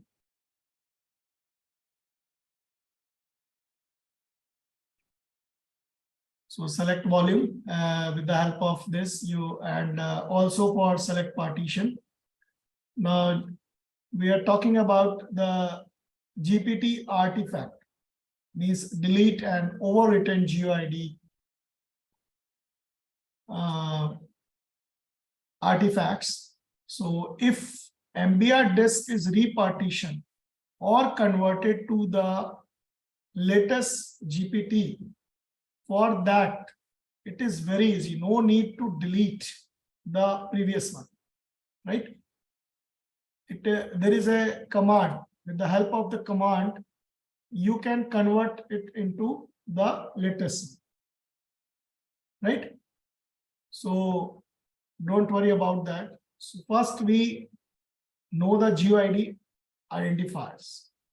So once you know the GUID, it helps to investigate values as they are unique and potentially hold information about the entire disk and each partition with them. This is the major advantage. Now, GUID poses unique identity information for both disk and individual partition, as you see in the demonstration. Investigator can use tools such as universally unique identifier to decode various versions of GUID and UUID. Now, hidden information of disk, as I show you that intruders may hide data on GPT disk. So how? That may be available on the slack space or on the locations. As you see on the disk management, 99 and 499 MB space is there, and it's not shown on the file folder. So this way we can extract the information. Right. Now we discussed about Macintosh boot process. So Macintosh boot process start with the activation of boot ROM, which initialize system hardware and select an OS to run. Once the Macintosh system is powered on, boot ROM perform post to test some hardware interface required for startup. On PowerPC based Macintosh computer, open firmware initialize the rest of the hardware interface. On Intel based Macintosh hardware, means here different approaches has been adopted by Apple, that if system is Intel based, different EFI is there. For their own hardware, different approaches there. So identification of hardware is also part of forensic investigation. Now we discuss about the Macintosh boot process. So once the Macintosh system is powered on, as I already discussed, so it is given in the steps wise. Now come to the Linux boot process. So the Linux boot process flow start with the BIOS, similar to the Windows, which search for active and bootable device. The system bootable Linux from the primary storage device in which the MBR contains the primary bootloader. So BIOS has been searched for MBR and points to bootloader. Bootloader loads the kernel side by side, create RAM disk and load init.rd image, basically image of operating system.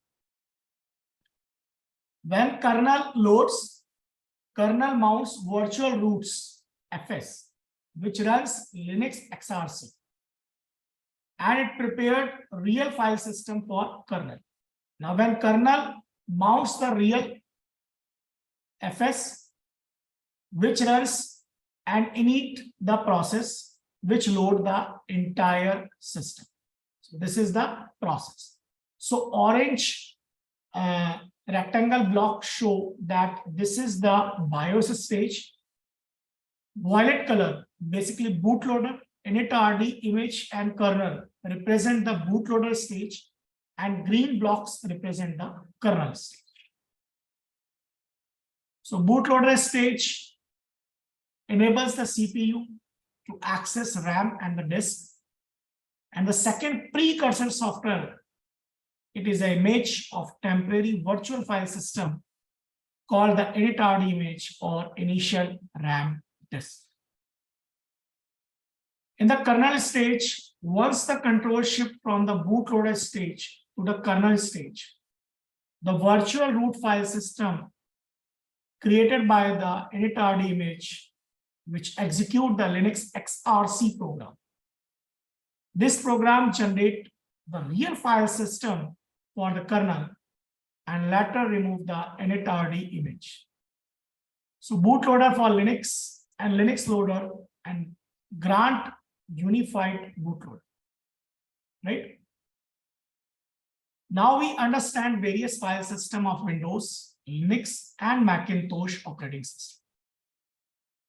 So in Windows file system, NTFS stores metadata of files and folder in a system file called master file table. So what we did, we simply go to the MFT file that provide information of the file name, location, which is more helpful for investigation. So, forensic investigator possesses knowledge on file allocation and deletion that help them to recover lost data and information during investigation. So, file allocation test system, there is a FAT system for small hard disk, but right now the size is bigger. So at present, FAT has 3 versions. The versions are FAT 12, FAT 16, and FAT 32. Knowledge of all 3 versions are required because for low memory systems, system may be FAT 12, maybe FAT 16. If you go beyond 65,526 cluster, FAT 32 we will attempt. Now, how directory entry structure, cluster, and FAT structure integrate?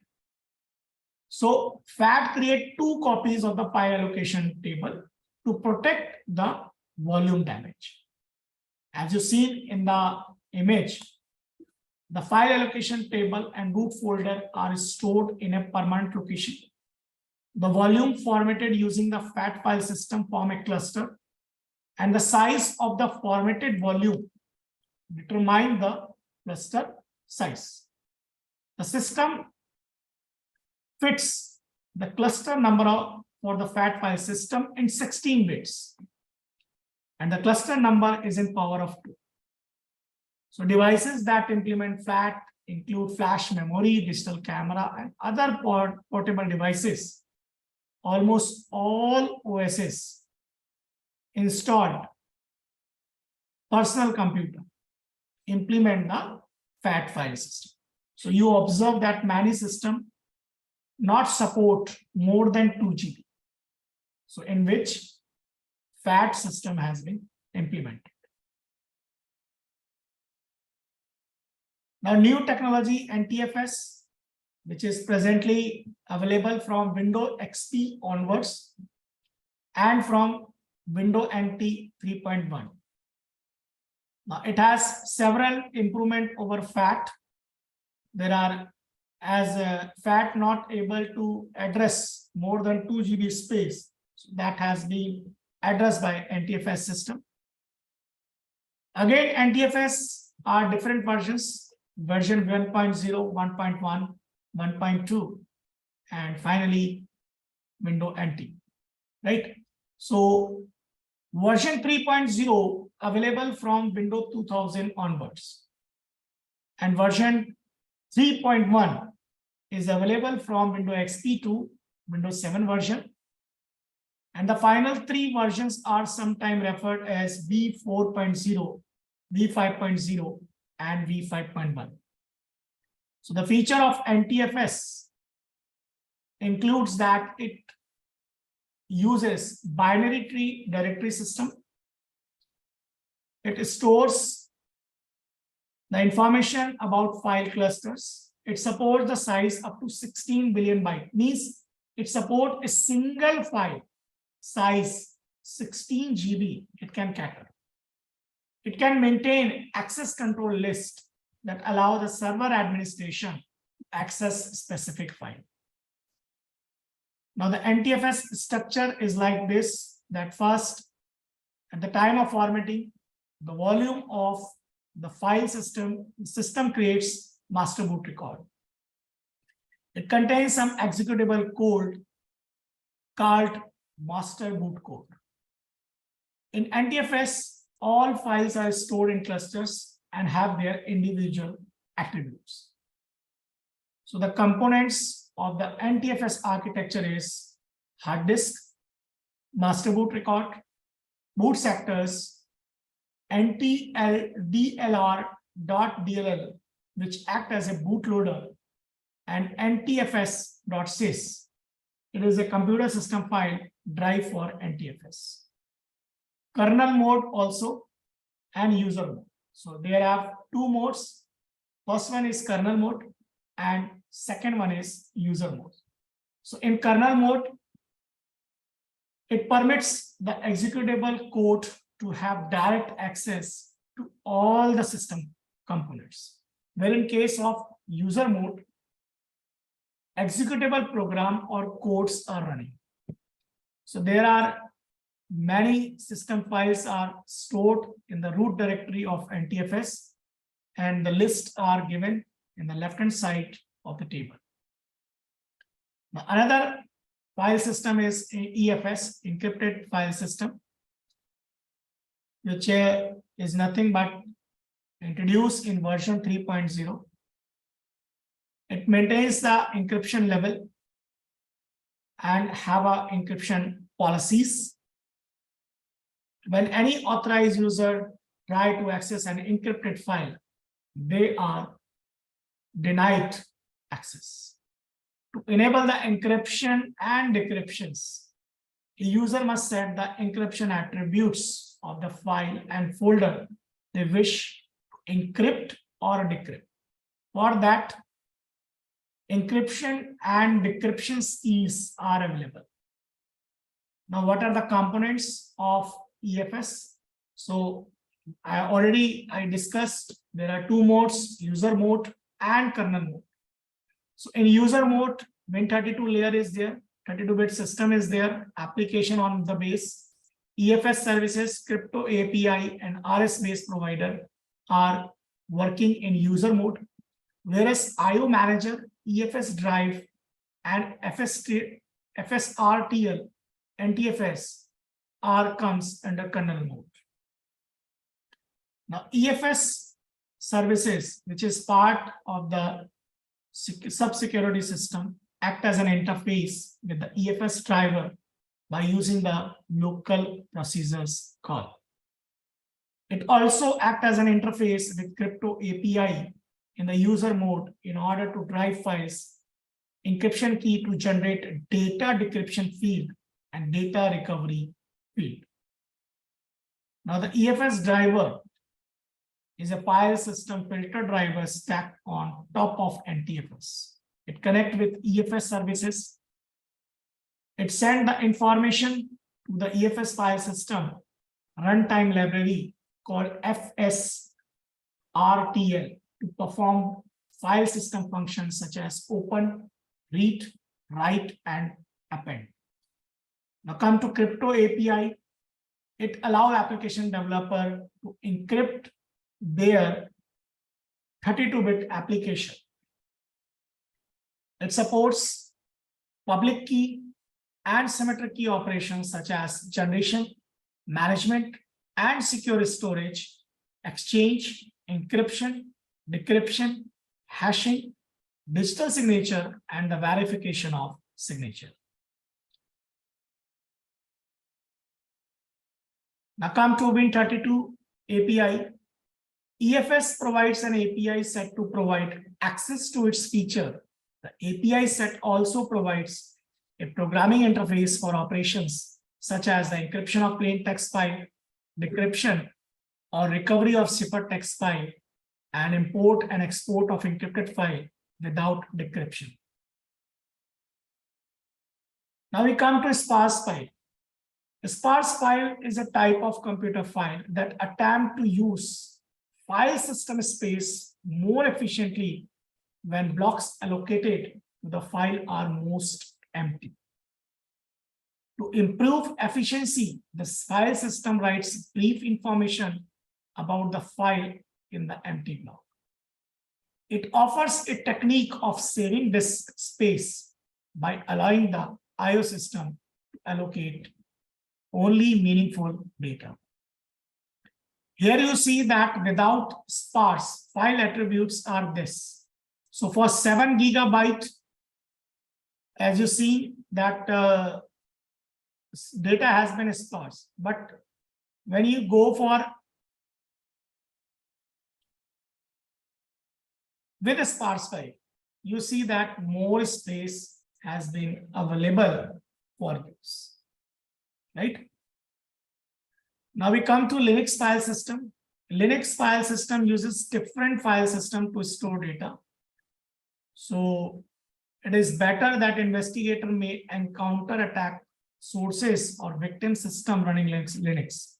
So different operating systems are there. So basically in Linux file system, there are two parts. Again, kernel space and user space, right?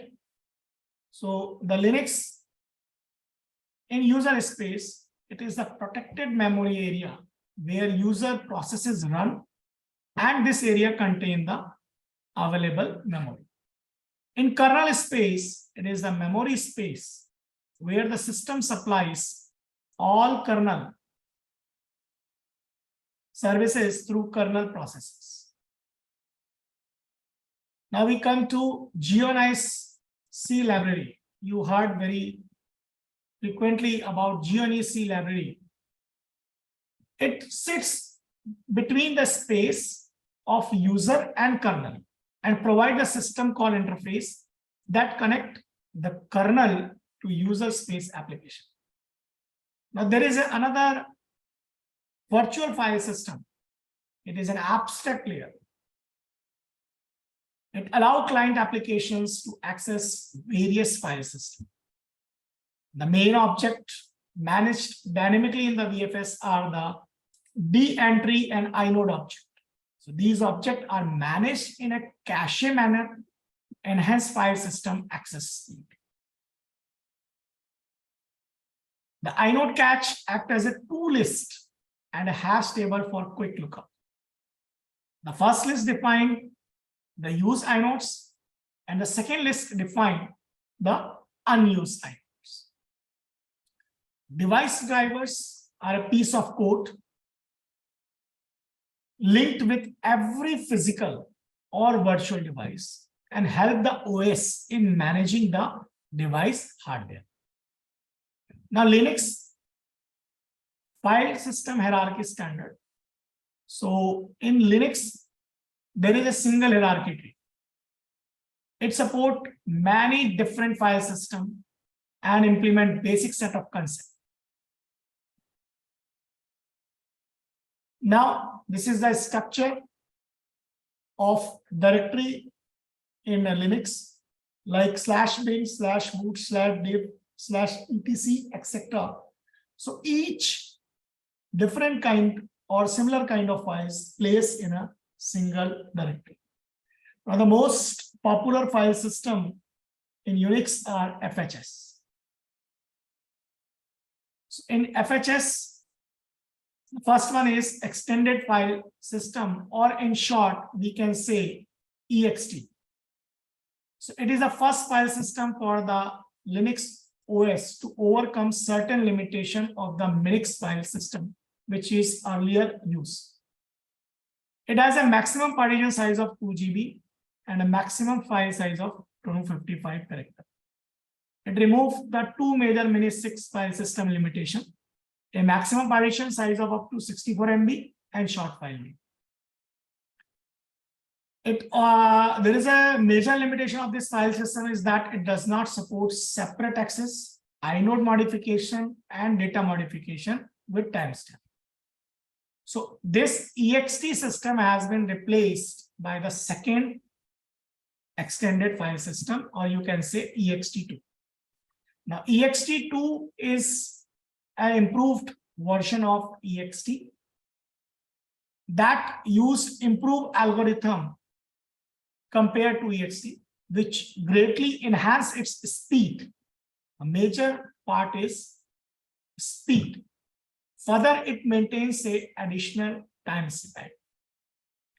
It maintains a special field in the super block that keeps track of the file system status and identifies it as either clean or dirty. Its major shortcomings are the risk of file system corruption.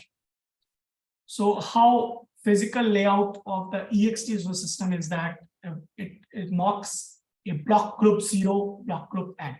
So in each block group, there is a super block, group descriptor, block bitmap, inode bitmap, inode table, and data blocks. These are the 6 major in each block group.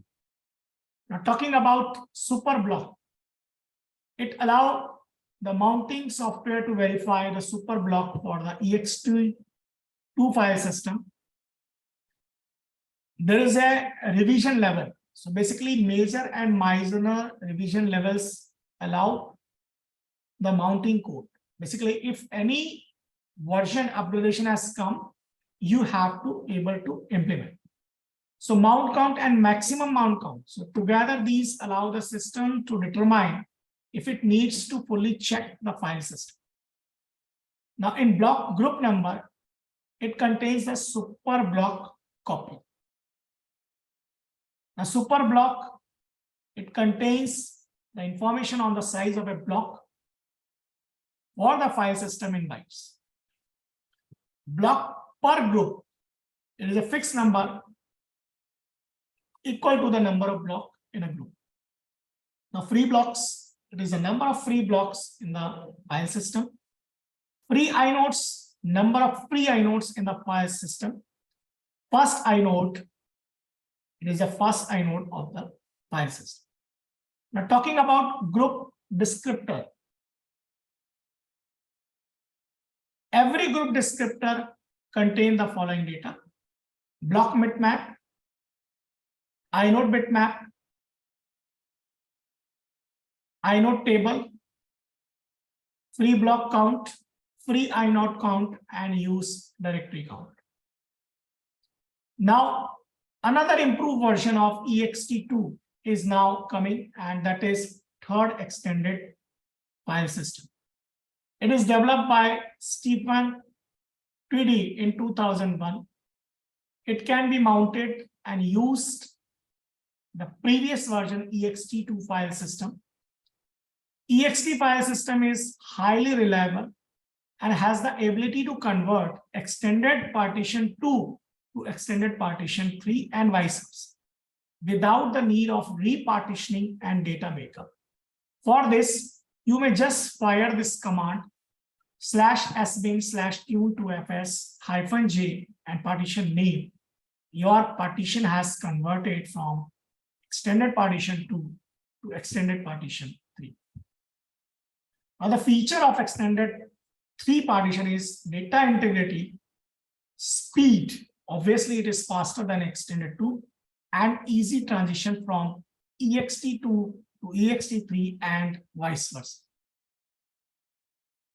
This we can achieve with the help of journaling file system. So journaling file system basically ensure data integrity on a computer. This file system consists of a journal that record all the information on the updates that are ready to be applied to the system before they are applied. So this mechanism is referred to as journaling. Journaling file system prevents data corruption, and it is provide the stability, which is the major benefit, or you can say feature of another extended file system called ext4. ext4 system use journaling system, and it supports from Linux version kernel 2.6.9 onwards. Now, regarding the file size, it supports individual file size up to 16 terabyte and maximum volume size of 1 exabytes. It replaced the block mapping scheme found in ext2 and ext3. It allowed delayed allocations, which improve the performance, and it allowed or allocate multi-block allocation. And these multi-block allocations are contiguous in, or you can say in sequences. Another feature is increased file system checking speed. Now the key feature is general check summing is possible, persistence pre-allocation is possible, improved timestamp is possible, and backward compatibility up to extended partition 2 is available. Now, the block, how ext4 disk layout with meta block group is there. So this is a, now we come to the Mac OS. So Mac OS is a Unix-based OS and uses a different approach in storing data when compared to Windows and Linux. For forensics technique that are generally used for Windows and Linux cannot be applied to Macintosh. So whatever the approach you have applied for Windows and Linux, that approach is not applicable in Mac OS file system, right? So in-depth knowledge and understanding of Unix-based system is required to perform forensic examination on Mac OS file system. First of all, Mac OS is based on Berkeley fast file system, which comes from UFS, and it is developed by Apple to support Macintosh. The first one is HFS, high speed file system. Then its successor HFS Plus comes into the market and is used as a primary file system in Macintosh. So it is a proprietary file system developed by Apple for operating system Mac 10.13 and later version. So for concern about design, a few blocks at the beginning of the partition reserved for boot block, which must be initialized separately from the file system. So the main thing you have seen here, that the partition, or you can say initialized code, is separate from the another file system. Now a super block including a magic number identifying the file system as UFS and some other vital number describing this file system's geometry statistics and behavioral tuning parameter. So a collection of cylindrical group, each of which has the following component. The first one is the backup copy of the super block, a cylinder group header with a statistics free list, which is similar to those in the super block, numerous inodes, each containing file attributes, and numerous data block. Now HFS has a logical block 0 and 1.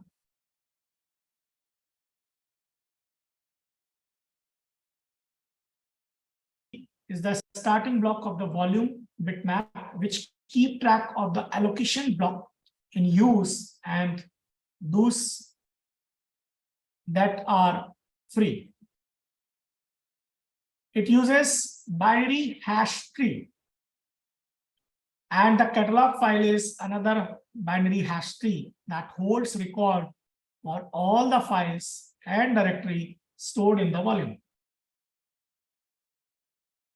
Now, HFS Plus, it is an Apple file system as a default file system for iOS 10.3 and later version.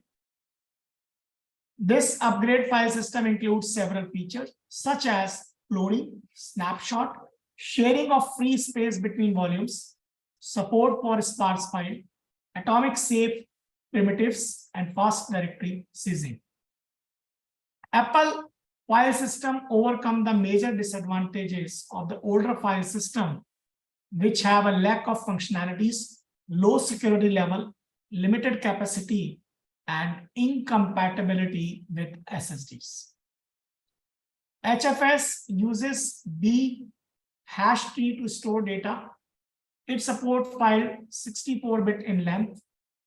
It permits file name 255 character in length. It uses a 32-bit allocation table for the mapping table, unlike the 16-bit allocation table in HFS. Efficient use of hard disk space, use of international friendly file names, easy booting on non-Mac OS systems. These are the major features of HFS system. Now, we have already discussed. Now, major advantages, now some drawbacks are also there. So APFS formatted drives are not compatible with OS X 10.11, Yosemite, and earlier versions. And owing the copy on write feature and fragmentation of copy files, the APS file system cannot be used on hard disk drive. So you must require SSD. Other drawback of APFS include the lack of non-volatile memory RAM support and the lack of compression and support for Apple Fusion drives. Now we come to examining the file system. So for that, different tools are available, and the best tool is SleuthKit. SleuthKit is a collection of command line tools that allow a forensic investigator to investigate, examine, forensically capture image files and file system data.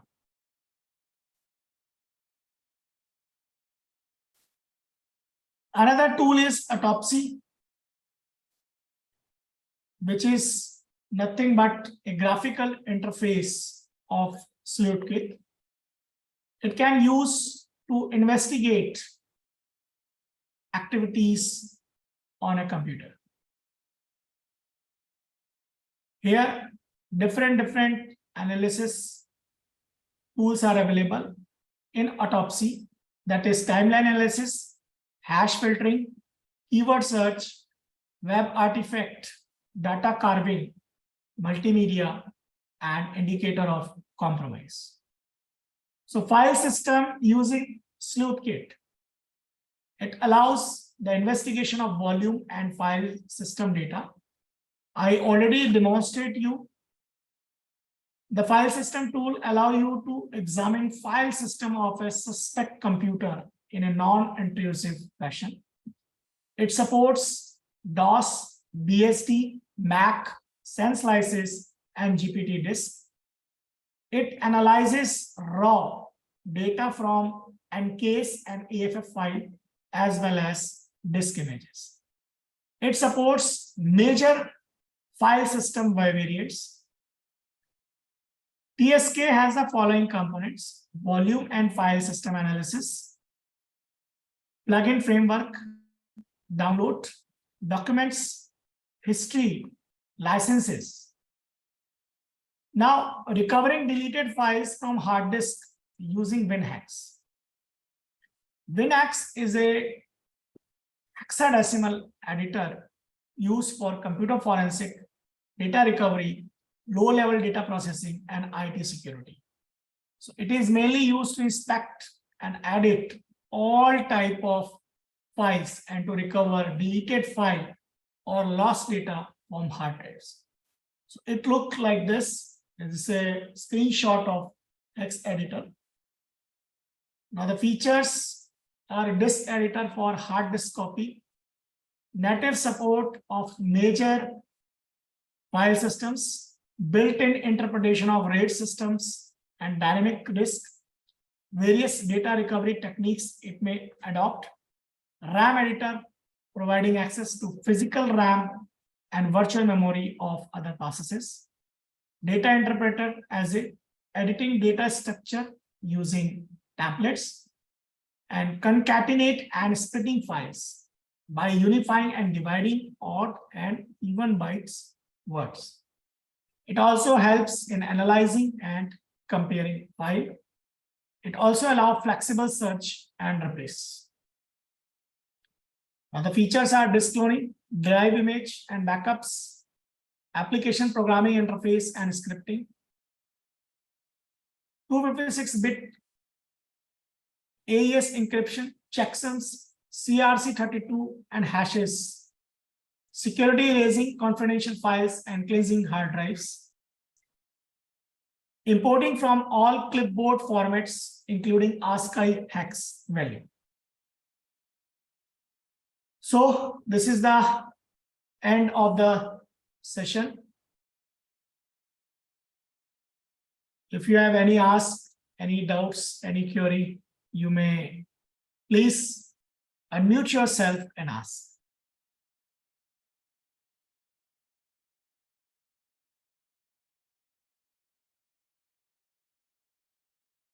May I request to all participants, one by one, you may unmute yourself and give your feedback and suggestion about today's session.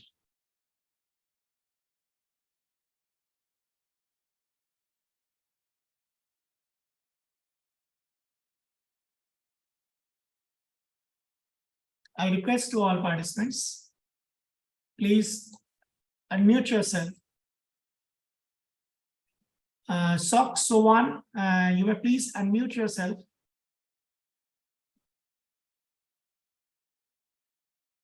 Session-1. Yes, hello.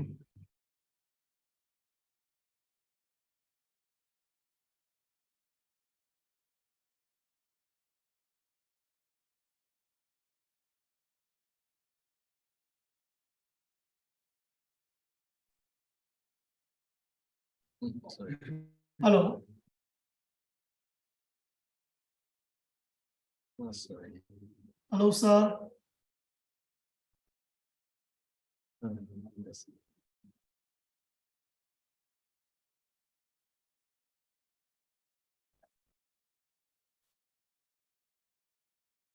Yes, sir. So kindly provide your feedback, sir.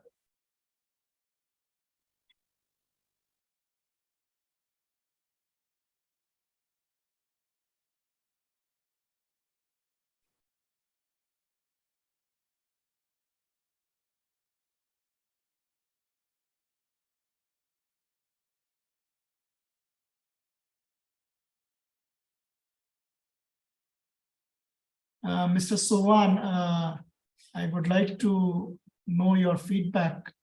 And I think you not able to log in our online portal. Have you logged in on online portal? Yes, I will start login now.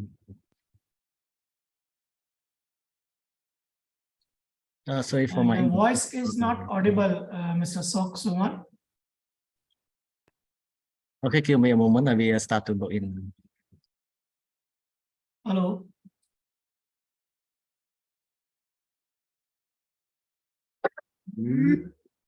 Hello. Mr. Sowan, please. Okay. Yeah, please unmute yourself and share your views about the today's course content. Please unmute yourself, Mr. Sowan.